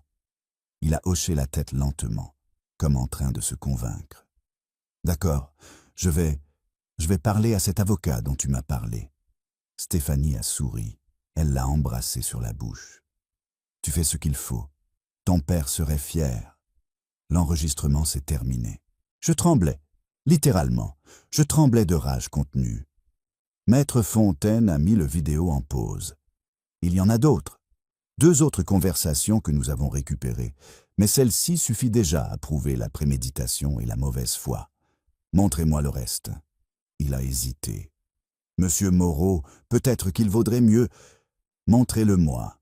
Il est passé au 2e enregistrement. 2 semaines après le premier. Même couloir. Stéphanie au téléphone, seule. Elle ne savait pas que le couloir avait une caméra avec son. Rodrigue, c'est moi. Stéphanie. Oui, la femme de Julien. Écoute, il faut que tu accélères ces documents dont on a parlé. Non, il a accepté. Il fait encore un peu la tête, mais il va signer. 50% de ce que tu as demandé. Ça te va? Parfait, mais il faut que ce soit rapide, avant qu'il change d'avis ou, je ne sais pas, que le vieux décide de se réveiller. Elle a ri. Elle a ri. C'est une blague, Rodrigue. Une blague. Les médecins ont dit que c'est mort. Oui. La semaine prochaine, c'est parfait. Mes parents vont adorer la nouvelle maison. Enfin, quelque chose de bien qui sort de toute cette tragédie. Elle a raccroché, elle a arrangé ses cheveux dans le reflet de la vitre et elle est retournée dans la chambre où j'étais dans le coma. Maître Fontaine a montré le 3e enregistrement. Julien et Stéphanie dans la salle d'attente. 3 mois après mon accident. Julien, je suis passé à la maison hier. Tes beaux-parents ont tout changé. Ça ne ressemble plus du tout à la maison de ton père. Stéphanie, ils le font exprès. Ça facilite les choses quand il faudra vendre. Vendre? Je n'ai jamais parlé de vendre. Julien, réfléchis. Grande maison, beaucoup d'entretien, pleine de souvenirs tristes. Mieux vaut la vendre, partager l'argent. Mes parents achètent quelque chose de plus petit. Toi, tu gardes ta part. Tout le monde est content. Stéphanie, ça semble très calculé. Ça s'appelle de la planification. Il faut bien que quelqu'un pense à l'avenir pendant que toi tu restes là à te martyriser. Fin des enregistrements. J'ai regardé Maître Fontaine. Les larmes voulaient sortir, mais je ne les ai pas laissées. Non. Maintenant, c'est suffisant. Plus que suffisant. Ça prouve qu'elle a tout manipulé depuis le début, qu'elle avait des plans qui allaient bien au-delà d'aider ses parents. Il y a autre chose? Oui. Il a ouvert un autre dossier. Nous avons obtenu l'accès à ces emails échangés avec l'avocat Rivière. Avec autorisation judiciaire, bien entendu. Il a posé des impressions devant moi. J'ai commencé à lire. Email de Stéphanie Ariba, 10 semaines après l'accident. Rodrigue, Julien est presque convaincu. Il a juste besoin d'un petit coup de pouce supplémentaire. Tu peux accélérer les papiers? Plus ça sera fait vite, mieux ce sera. Le vieux a toujours été un poids dans la vie de Julien. De toute façon, maintenant qu'il va enfin disparaître, Julien doit profiter de sa liberté. Quand il mourra, Julien aura cette maison et quelque chose comme 250 000 € de ses économies. Ce sera notre nouveau départ. Mes mains tremblaient. J'ai continué à lire. Réponse de Rivière. Je peux avoir tout prêt en 1 semaine, mais ça va coûter 1 200 €. La moitié maintenant. La moitié à l'enregistrement. Stéphanie. Parfait. Je prends dans son argent à lui. Julien à la vieille procuration. Je peux faire quelques retraits. L'argent ne va pas lui manquer là où il est. Je n'ai pas pu lire davantage. J'ai fermé les yeux. Ils n'avaient pas seulement volé ma maison, ils avaient tout planifié de sang-froid. Ils comptaient sur ma mort. Ils avaient utilisé mon propre argent pour payer l'avocat qui avait falsifié les documents. Et mon fils avait laissé faire. 3 semaines. Il a fallu 3 semaines de préparation silencieuse pendant que Julien et Stéphanie dormaient tranquillement, en pensant qu'ils s'en étaient tirés. Maître Fontaine a travaillé comme un général préparant une stratégie de guerre. Et la guerre, c'était exactement ce que nous allions faire. Monsieur Moreau, nous allons attaquer sur 3 fronts simultanés: pénal, civil et réintégration de possession. Ils ne sauront pas d'où vient le coup avant qu'il ne soit trop tard. Assis dans son cabinet avec des piles de documents autour de moi, j'absorbais chaque mot. Front pénal, plainte au parquet spécialisé, escroquerie aggravée contre vous, falsification de documents à des fins lucratives, abus de confiance pour les 118 000 €. Il cochait sur une liste.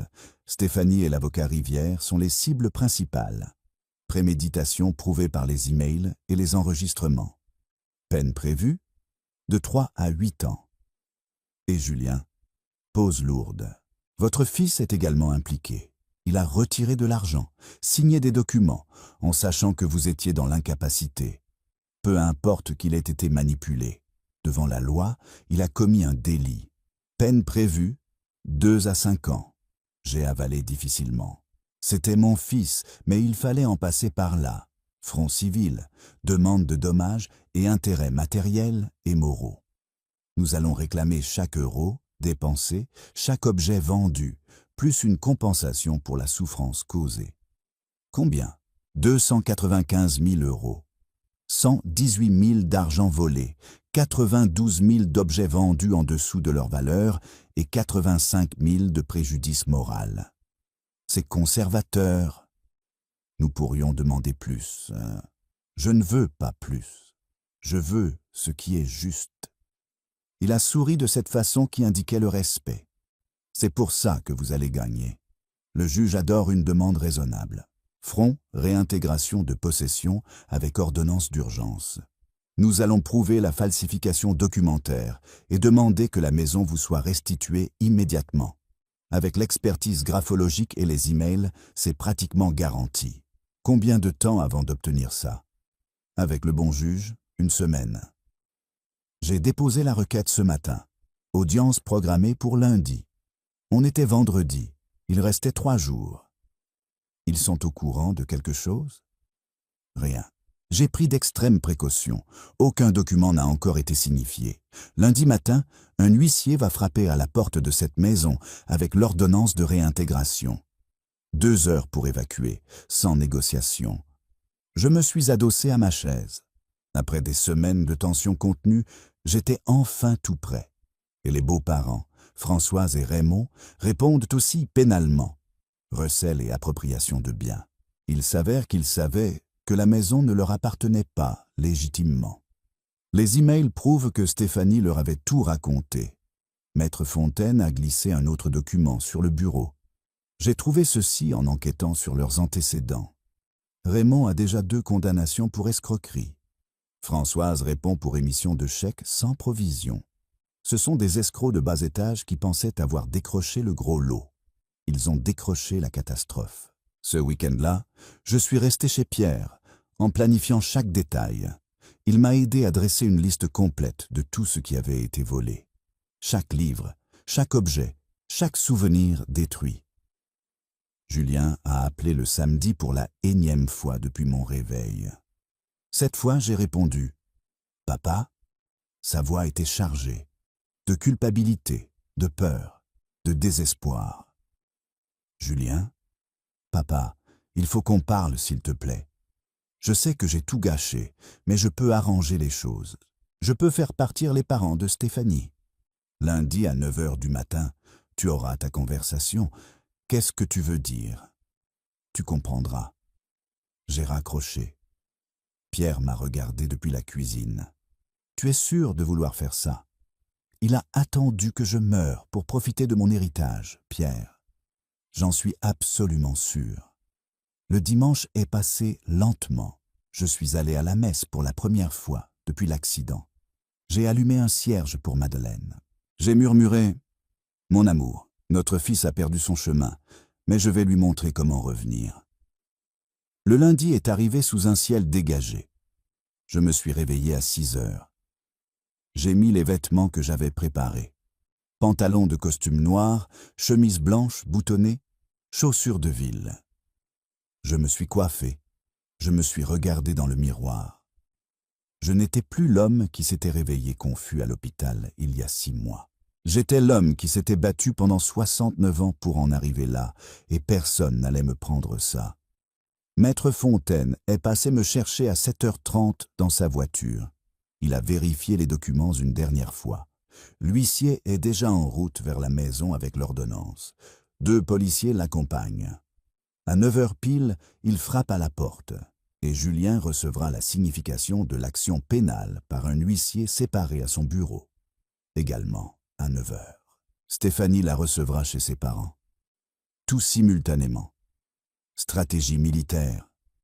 Frapper sur tous les flancs, en même temps pour qu'il n'ait pas le temps de s'organiser. Nous sommes arrivés dans ma rue à 8h50. Nous nous sommes garés 3 maisons plus bas. Depuis l'intérieur de la voiture, nous pouvions voir ma maison, la maison que Madeleine avait construite, la maison où j'avais élevé mon fils, la maison qu'on m'avait volée pendant que j'agonisais dans un lit d'hôpital. Une voiture de police a tourné le coin de la rue lentement, discrètement. Elle s'est arrêtée devant le portail numéro 858. L'huissier est descendu de voiture avec un dossier sous le bras. 2 policiers l'accompagnaient. Il a frappé à la porte. Mon cœur battait si fort que ça faisait mal. Maître Fontaine a posé sa main sur mon épaule. « Respirez, monsieur Moreau. » J'ai respiré. La porte s'est ouverte. Françoise est apparue. Robe de chambre fleurie, cheveux en désordre, visage de quelqu'un qui vient de se réveiller. Elle a dit quelque chose que nous n'avons pas pu entendre depuis la voiture. L'huissier lui a tendu le document. Elle l'a pris, a commencé à lire, et alors le cri qu'elle a poussé a résonné dans toute la rue. On pouvait l'entendre même depuis la voiture fermée. « Raymond, Raymond, viens ici tout de suite. » Les voisins ont commencé à apparaître aux fenêtres. Madame Jacquelin est sortie sur le balcon. Raymond est apparu à la porte. Il a arraché le papier des mains de Françoise. Son visage est devenu rouge, puis violet. C'est une erreur. On a les papiers. La maison est à nous. L'huissier a dit quelque chose en montrant le document. Raymond gesticulait de manière incontrôlée. Françoise a commencé à pleurer, de ces pleurs bruyants, théâtraux, de quelqu'un qui pense que le drame va résoudre quelque chose. Ça n'allait rien résoudre. Parce qu'au même moment, à 15 kilomètres de là, mon fils recevait la signification qui allait détruire la vie qu'il avait construite sur les cendres de la mienne. Julien était dans la salle de réunion de l'entreprise quand il a reçu la signification. Réunion importante avec des investisseurs. Costume gris, cravate bleu marine, diaporama projeté sur le mur. Il parlait de la croissance du 3e trimestre quand la secrétaire est entrée en hâte. « Monsieur Julien, il y a un huissier ici qui doit vous remettre un document en personne. » Il a froncé les sourcils. « Je suis en réunion. Il dit que c'est une urgence judiciaire. » Son estomac s'est retourné. Il s'est excusé auprès des investisseurs et est sorti de la salle. Dans le couloir, l'huissier attendait avec un dossier en cuir noir. « Julien Moreau. »« Oui. »« Signification d'action pénale. » Il lui a tendu l'enveloppe. Julien l'a prise avec des mains qui se sont mises à trembler avant même de l'ouvrir. Il a déchiré le sceau, sorti les papiers. Action pénale. Escroquerie aggravée. Falsification de documents. Abus de confiance. Plaignant. Henri Moreau. Mise en cause. Julien Moreau. Les lettres dansaient devant ses yeux. Il a lu le premier paragraphe, puis le deuxième. Puis il n'a plus pu lire, parce que le papier tremblait trop dans ses mains. « Monsieur, je dois vous demander de signer l'accusé de réception. » Julien a signé sans regarder. L'huissier est parti. Il est resté planté dans le couloir avec ses papiers à la main. Le monde s'écroulait autour de lui. Il a appelé Stéphanie directement. Messagerie vocale. Il a rappelé. Rien. Il a appelé chez ses beaux-parents. Rien. Finalement, il m'a appelé. Moi. J'ai répondu à la 2e sonnerie. « Papa, qu'est-ce qui se passe? J'ai reçu une signification de... Je suis chez moi, Julien. Chez moi. Je te suggère de venir ici. Maintenant. J'ai raccroché avant qu'il puisse répondre. 40 minutes plus tard, il a dû foncer dans la circulation. Sa voiture a freiné brusquement devant le portail. Il est sorti sans même couper correctement le moteur, a traversé le portail ouvert presque en courant. J'étais dans le salon, assis dans le fauteuil qui avait repris sa place. Maître Fontaine à mon côté, l'huissier vérifiant des papiers, 2 policiers à la porte. Julien s'est arrêté à l'entrée du salon. Il a tout regardé. Moi, l'avocat, les policiers. Papa, assieds-toi. Ce n'était pas une demande, c'était un ordre. Et pour la première fois de sa vie, mon fils a obéi sans discuter. Il s'est assis dans le fauteuil en face de moi. Il avait l'air plus petit, pâle, les cheveux en désordre à force de s'y passer la main. Cravate desserrée. Où est Stéphanie? Je ne sais pas. Je n'arrive pas à la joindre, ni elle, ni ses parents. Qu'est-ce qui se passe? Maître Fontaine a pris la parole. Votre épouse et vos beaux-parents sont en ce moment même signifiés d'une action pénale. Escroquerie, falsification, abus de confiance. La maison a été réintégrée à M. Moreau par ordonnance judiciaire. Ils ont 2 heures pour évacuer complètement. Mais les papiers étaient tous en règle. L'avocat a dit que l'avocat a falsifié les documents. Maître Fontaine a jeté l'expertise graphologique sur la table. La signature de votre père a été contrefaite. Il était en coma profond depuis 3 mois. Légalement incapable de signer quoi que ce soit. Julien a pris le rapport. Il l'a lu. La couleur a encore davantage quitté son visage. Je ne savais pas qu'elle était falsifiée. Je pensais que tout était légal. Rodrigue avait garanti que... Julien. Ma voix a coupé court à sa défense. Il m'a regardé. Dans ses yeux, j'ai vu de la culpabilité, de la terreur, du désespoir. Arrête de mentir. Je ne mens pas, papa. Je n'ai jamais voulu te faire de mal. Je pensais que tu ne reviendrais pas. Tu as même pensé que j'allais mourir, et ça, c'était le problème réglé.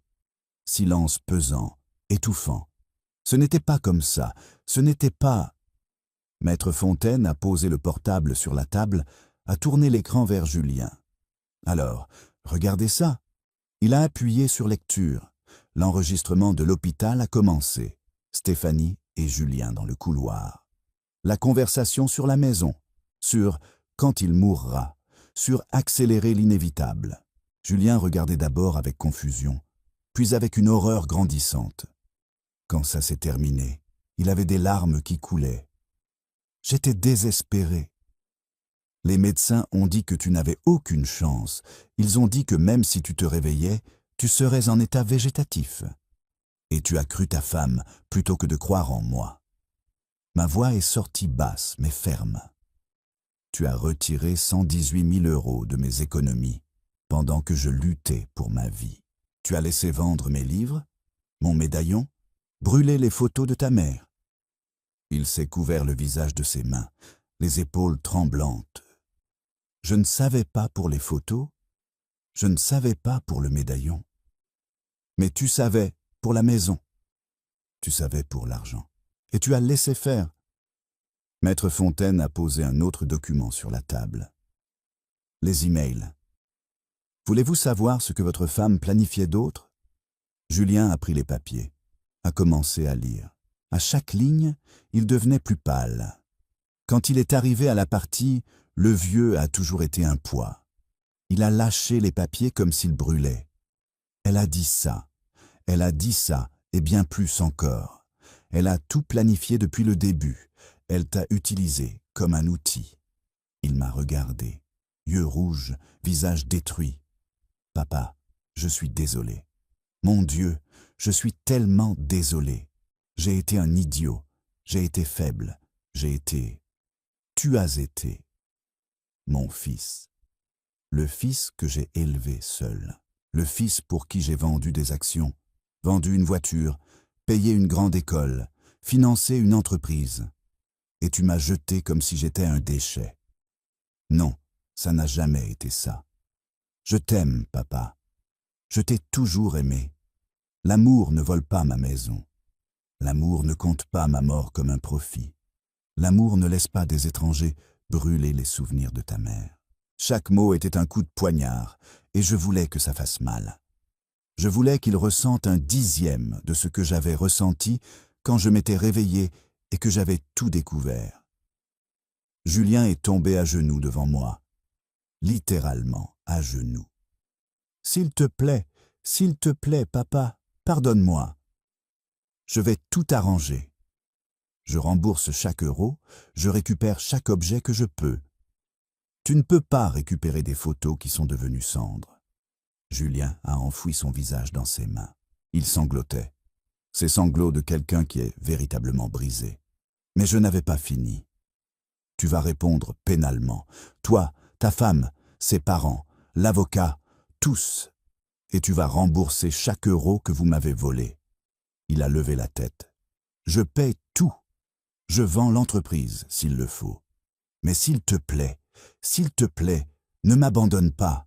Tu es tout ce que j'ai. J'étais tout ce que tu avais. Et tu m'as jeté. Maître Fontaine s'est levé. Monsieur Julien, je vous suggère de trouver un avocat pénaliste. La procédure judiciaire suivra son cours. Audience préliminaire dans 2 semaines. Julien s'est relevé en chancelant.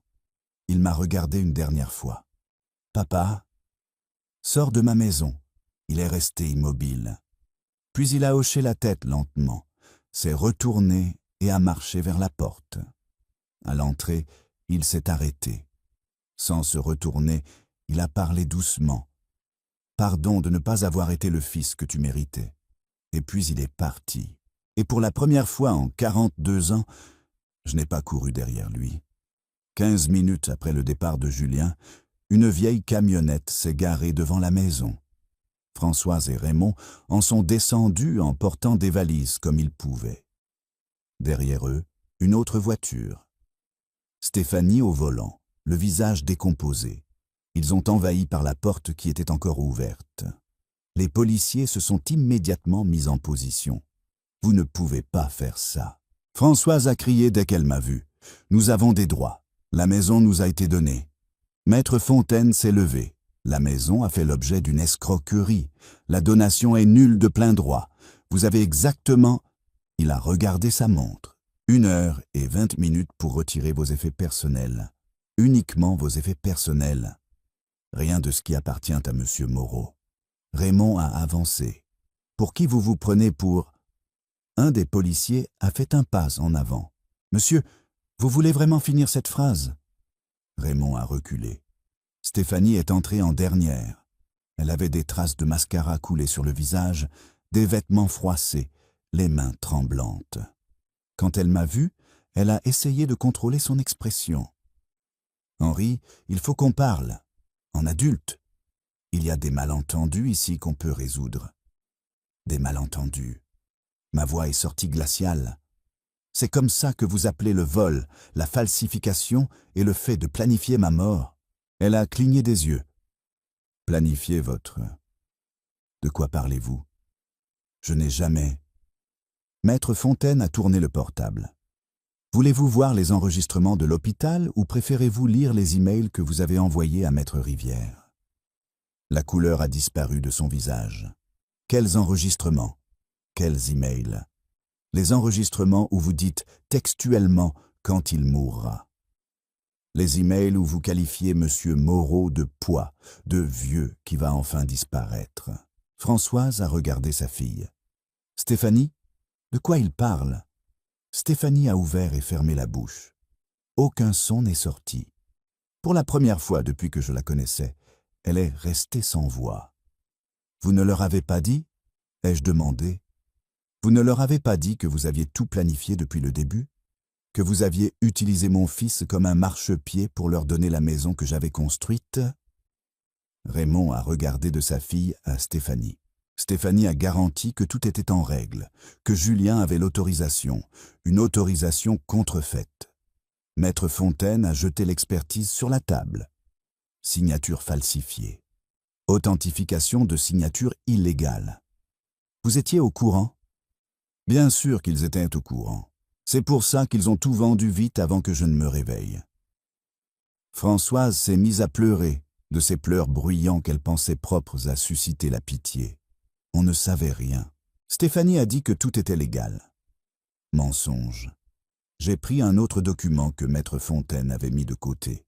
Des messages WhatsApp entre vous et Stéphanie, il y a 1 mois. Et si le vieux se réveille? Votre réponse? Il ne va pas se réveiller. Et s'il se réveille, on dit que c'était autorisé, sa parole contre la nôtre. Votre réponse? Ok, mais vends vite le reste avant qu'il y ait un problème. J'ai montré le téléphone avec la capture d'écran des messages obtenus par ordonnance judiciaire. Françoise a pâli.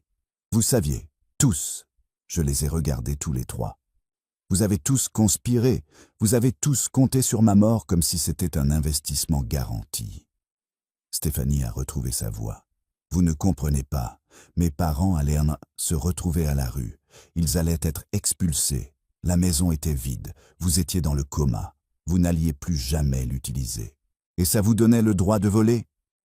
Ce n'était pas du vol, c'était quoi? Profiter d'une situation. Ma voix s'est élevée pour la première fois. Vous avez attendu que je meure, Stéphanie. Vous avez compté les jours comme un enfant attend son anniversaire. Vous avez vendu mes souvenirs. Vous avez brûlé les photos de ma femme morte. Ce sont mes parents qui ont brûlé. Je n'ai pas donné l'ordre. Françoise a sangloté plus fort. C'était involontaire. On ne savait pas que c'était important. Des photos de mariage, c'est toujours important. Mais pour vous qui ne voyez de valeur que dans l'argent, c'était juste du vieux papier. Stéphanie a essayé de s'approcher. Le policier l'a bloqué. « Henri, s'il vous plaît, on peut tout défaire. On peut rembourser les objets. On peut... » Avec quel argent? L'argent que vous m'avez volé? Maître Fontaine a consulté ses papiers. En parlant de cela, Stéphanie a payé Maître Rivière avec l'argent du compte de M. Moreau. 8 000 €. Virement il y a 4 mois. Pas de réponse. Et elle a acheté cette voiture qui est garée dehors. Modèle de l'année dernière. 41 000 € payés comptant. Silence. De l'argent que Julien a retiré des économies de son père. Que vous l'avez convaincu de retirer. Stéphanie a serré les poings. Le masque de désespoir est tombé. En dessous, de la rage pure. Vous savez quel est le problème avec vous? Elle m'a pointé du doigt.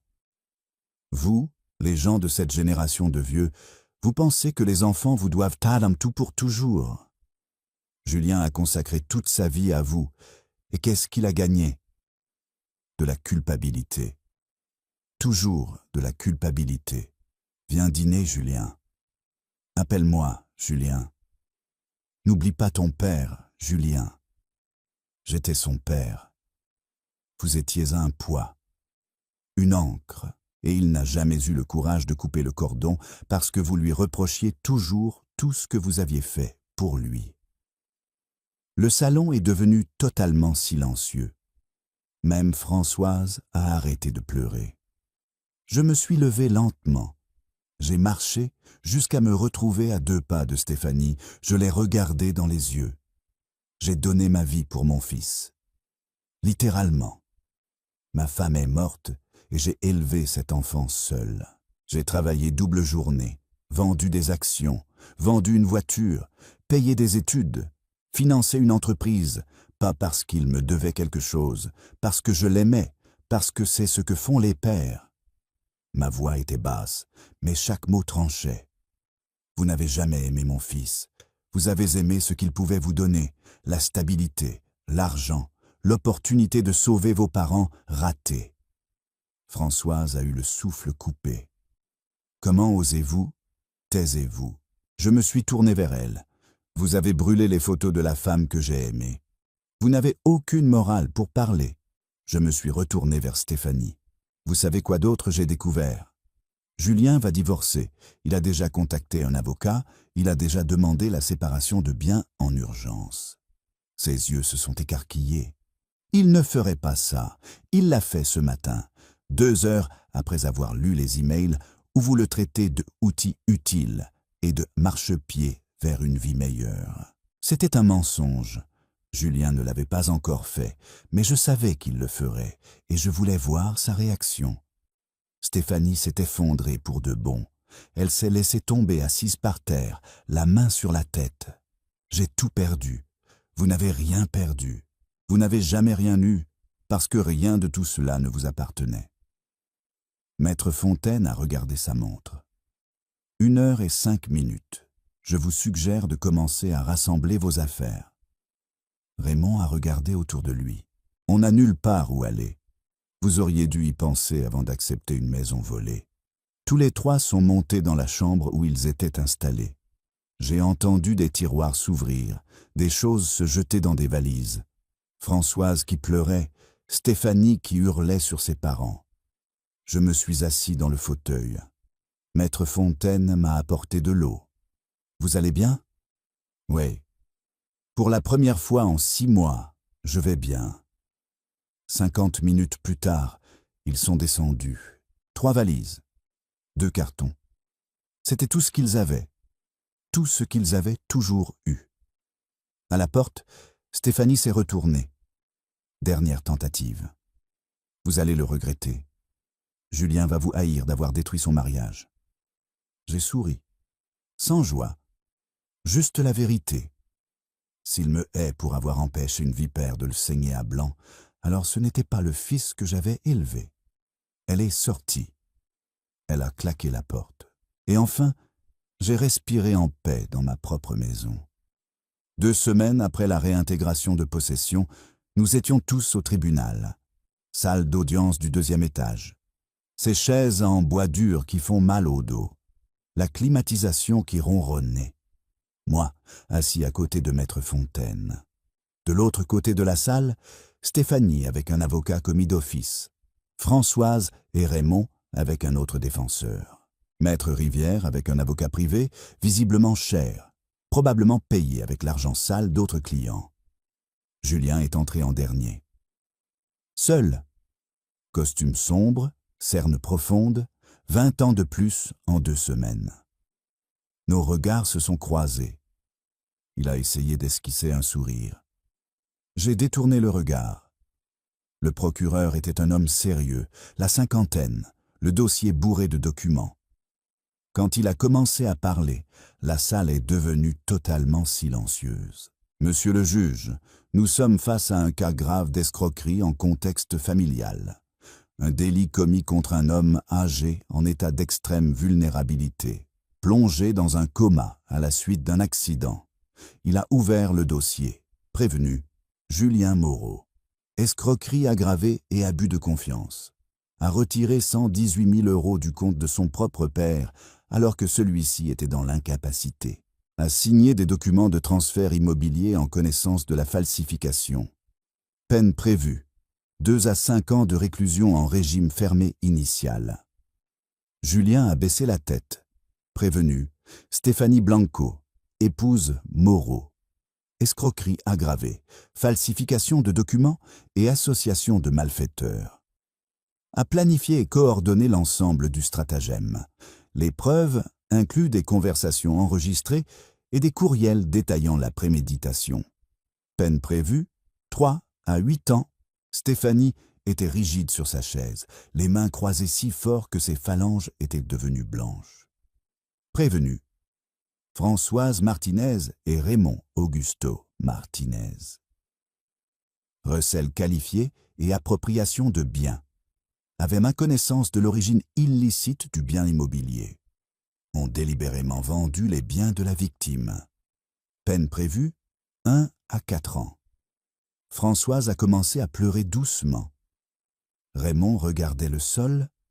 Prévenu, Rodrigue Rivière, avocat. Falsification de documents, escroquerie aggravée et exercice illicite de la profession. A falsifié des procurations notariales et des actes. A corrompu un employé d'études notariales. Peine prévue, 3 à 8 ans, plus radiation définitive du barreau. Maître Rivière n'a pas bougé d'un cil. Il devait en avoir l'habitude. Le juge, un homme d'une 60aine d'années, les cheveux entièrement blancs, des lunettes épaisses, a regardé chaque prévenu, Quelqu'un souhaite-t-il s'exprimer avant que nous poursuivions? L'avocat de Julien s'est levé. Monsieur le juge, mon client reconnaît les erreurs commises.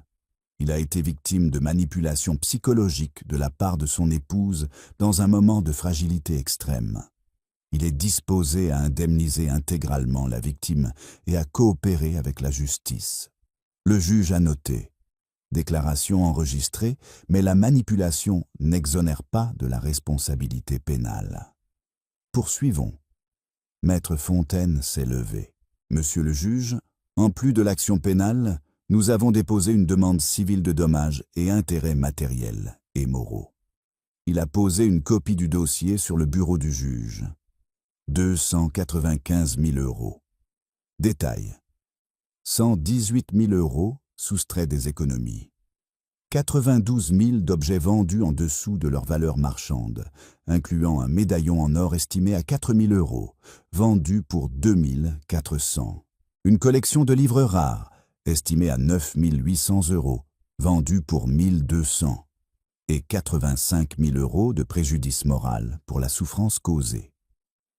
Le juge a feuilleté le document. Vous avez une liste détaillée des objets? Complète, monsieur le juge. Avec les factures d'achat, les expertises et les preuves de vente par les prévenus. Bien. Et concernant le préjudice moral? Maître Fontaine m'a regardé. J'ai acquiescé. Il a poursuivi. Monsieur Moreau s'est réveillé d'un coma pour découvrir qu'il avait tout perdu. Monsieur le juge, la maison, les biens, les souvenirs, les photos de sa défunte épouse brûlées par les prévenus, des livres collectionnés pendant 30 ans vendus comme des déchets, un médaillon familial vieux de 70 ans disparu, et tout cela orchestré par son propre fils pendant qu'il luttait pour sa vie. Silence pesant dans la salle. Le juge a retiré ses lunettes, les a essuyées, les a remises. Il a regardé les prévenus. En 32 ans de magistrature, j'ai vu beaucoup de délits, mais peu d'aussi mesquins que celui-ci. Exploiter un père dans le coma pour voler son patrimoine. Il a secoué la tête.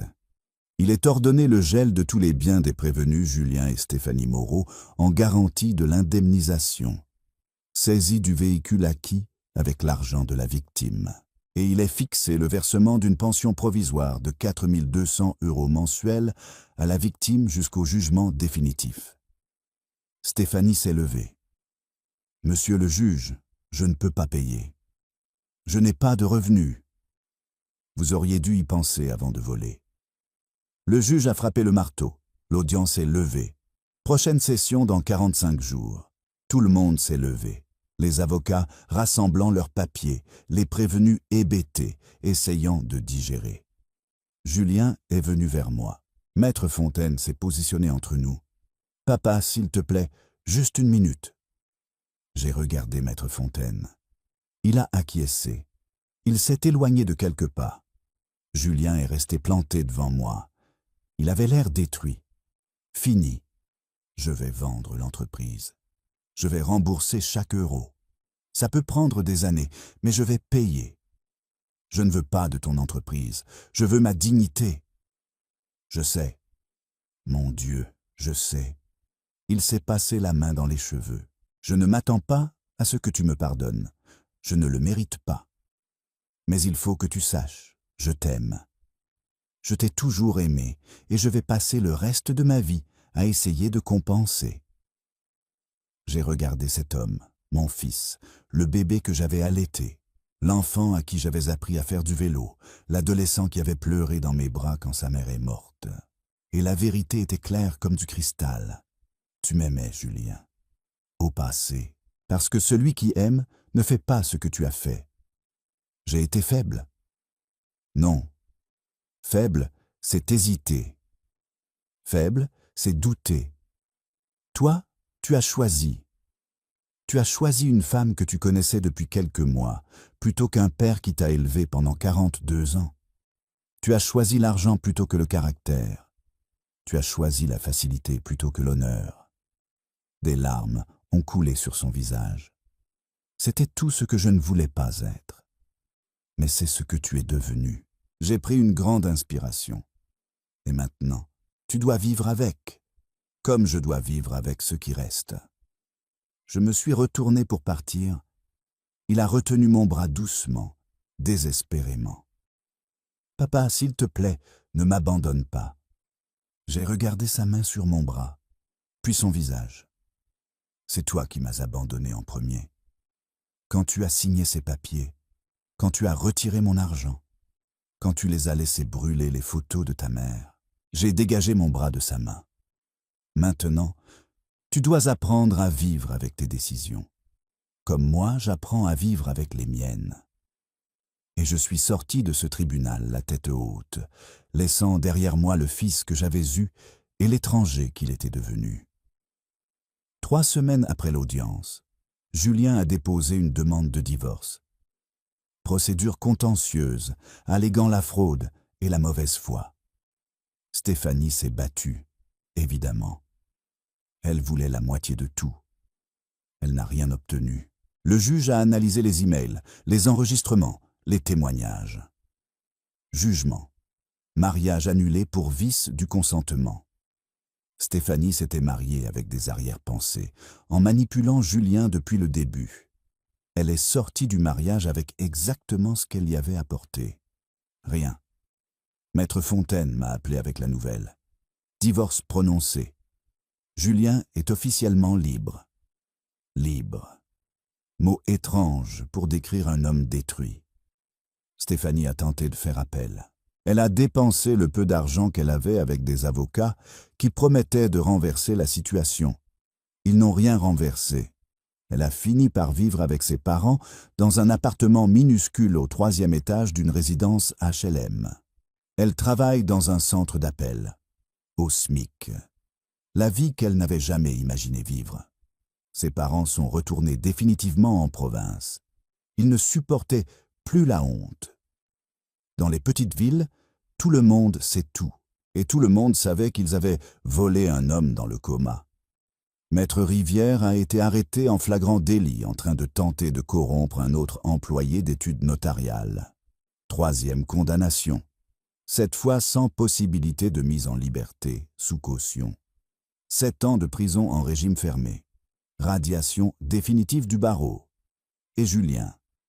Julien a vendu l'entreprise pour moins de la moitié de sa valeur marchande. Il avait besoin d'argent vite pour l'indemnisation.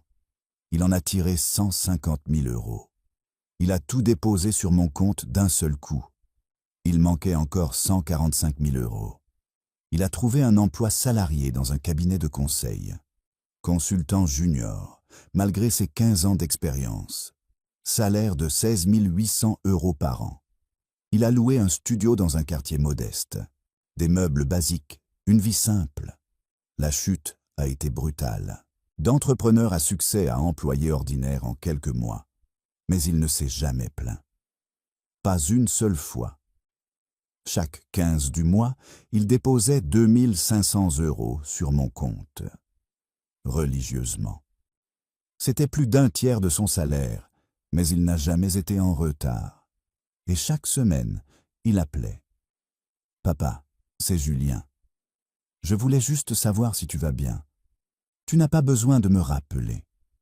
Je voulais juste que tu saches que je pense à toi. » Les premières fois, j'effaçais les messages sans les écouter. Puis j'ai commencé à les écouter, mais sans répondre.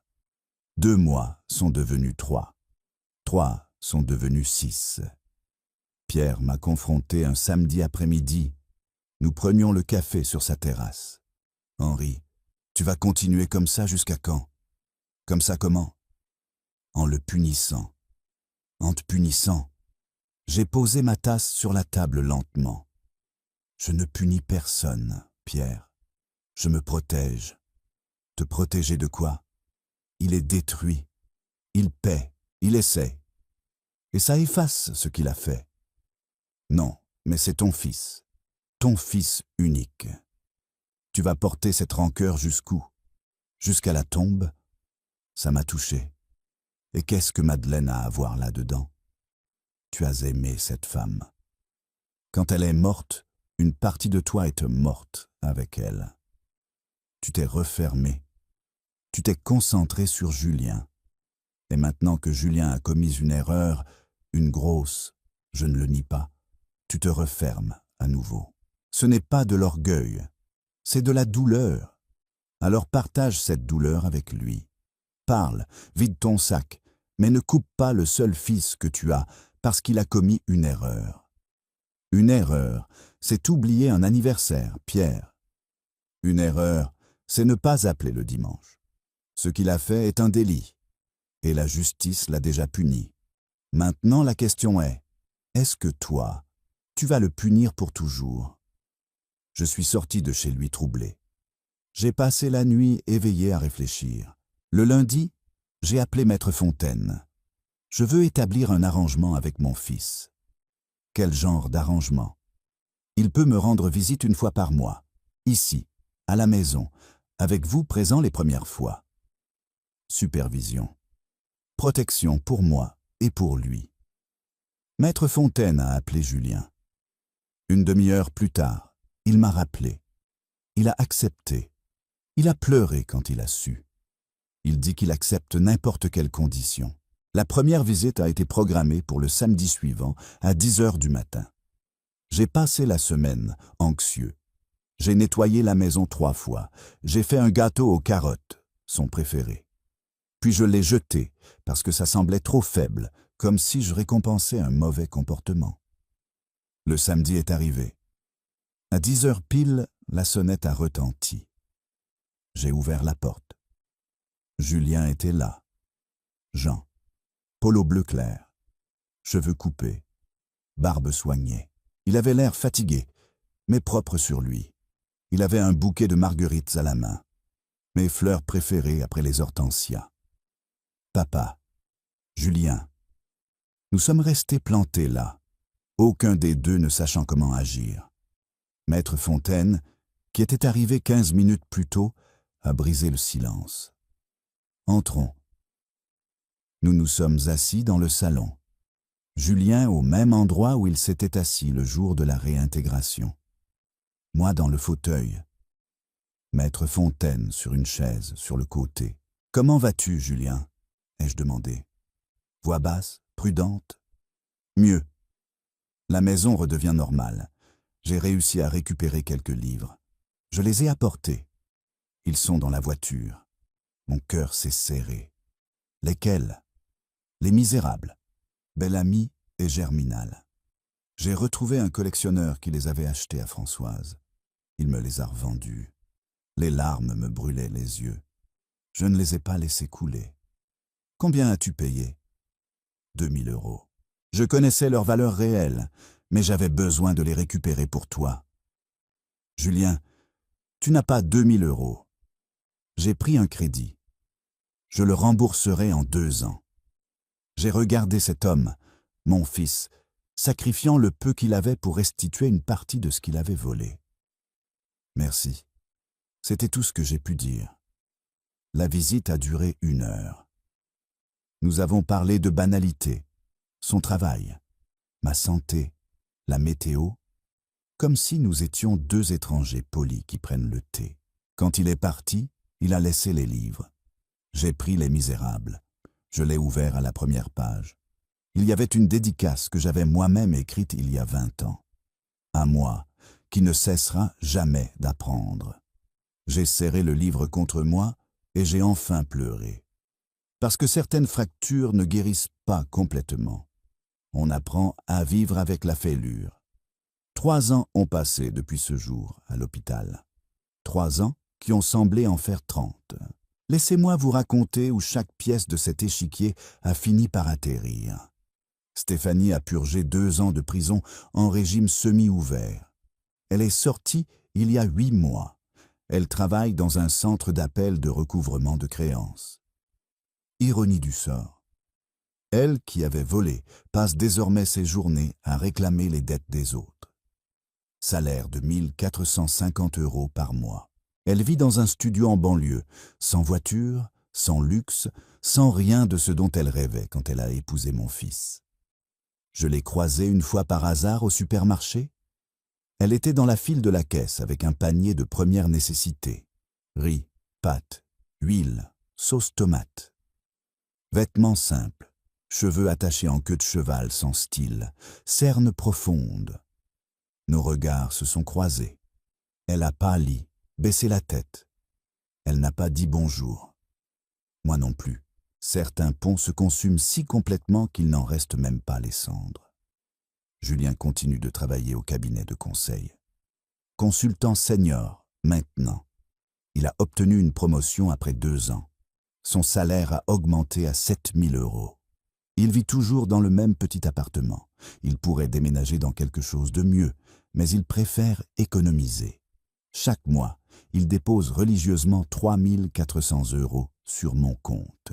Il a presque tout remboursé, il ne manque plus que 20 600 €. Il devrait avoir fini de payer dans 7 mois, et tous les samedis à 10 h du matin, il vient me rendre visite, plus avec Maître Fontaine présent.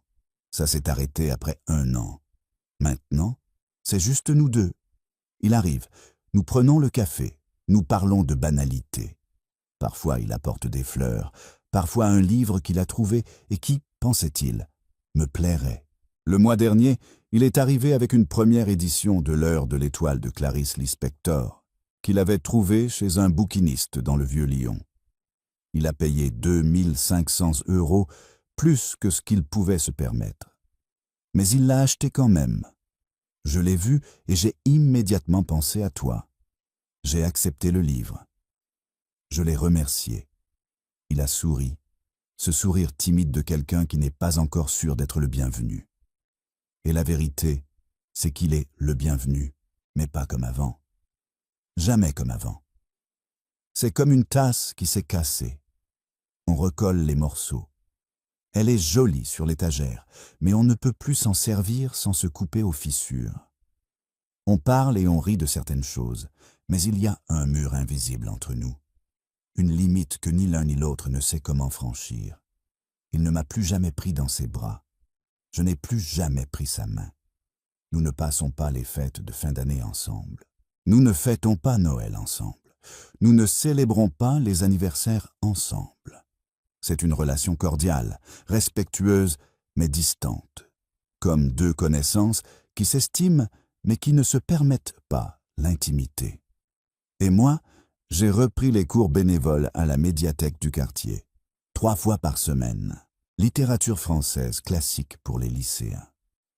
Voir ces garçons et ces filles tomber amoureux de Maupassant me rappelle pourquoi j'ai choisi d'être professeur il y a tant d'années. Mon jardin d'hortensias est plus beau que jamais.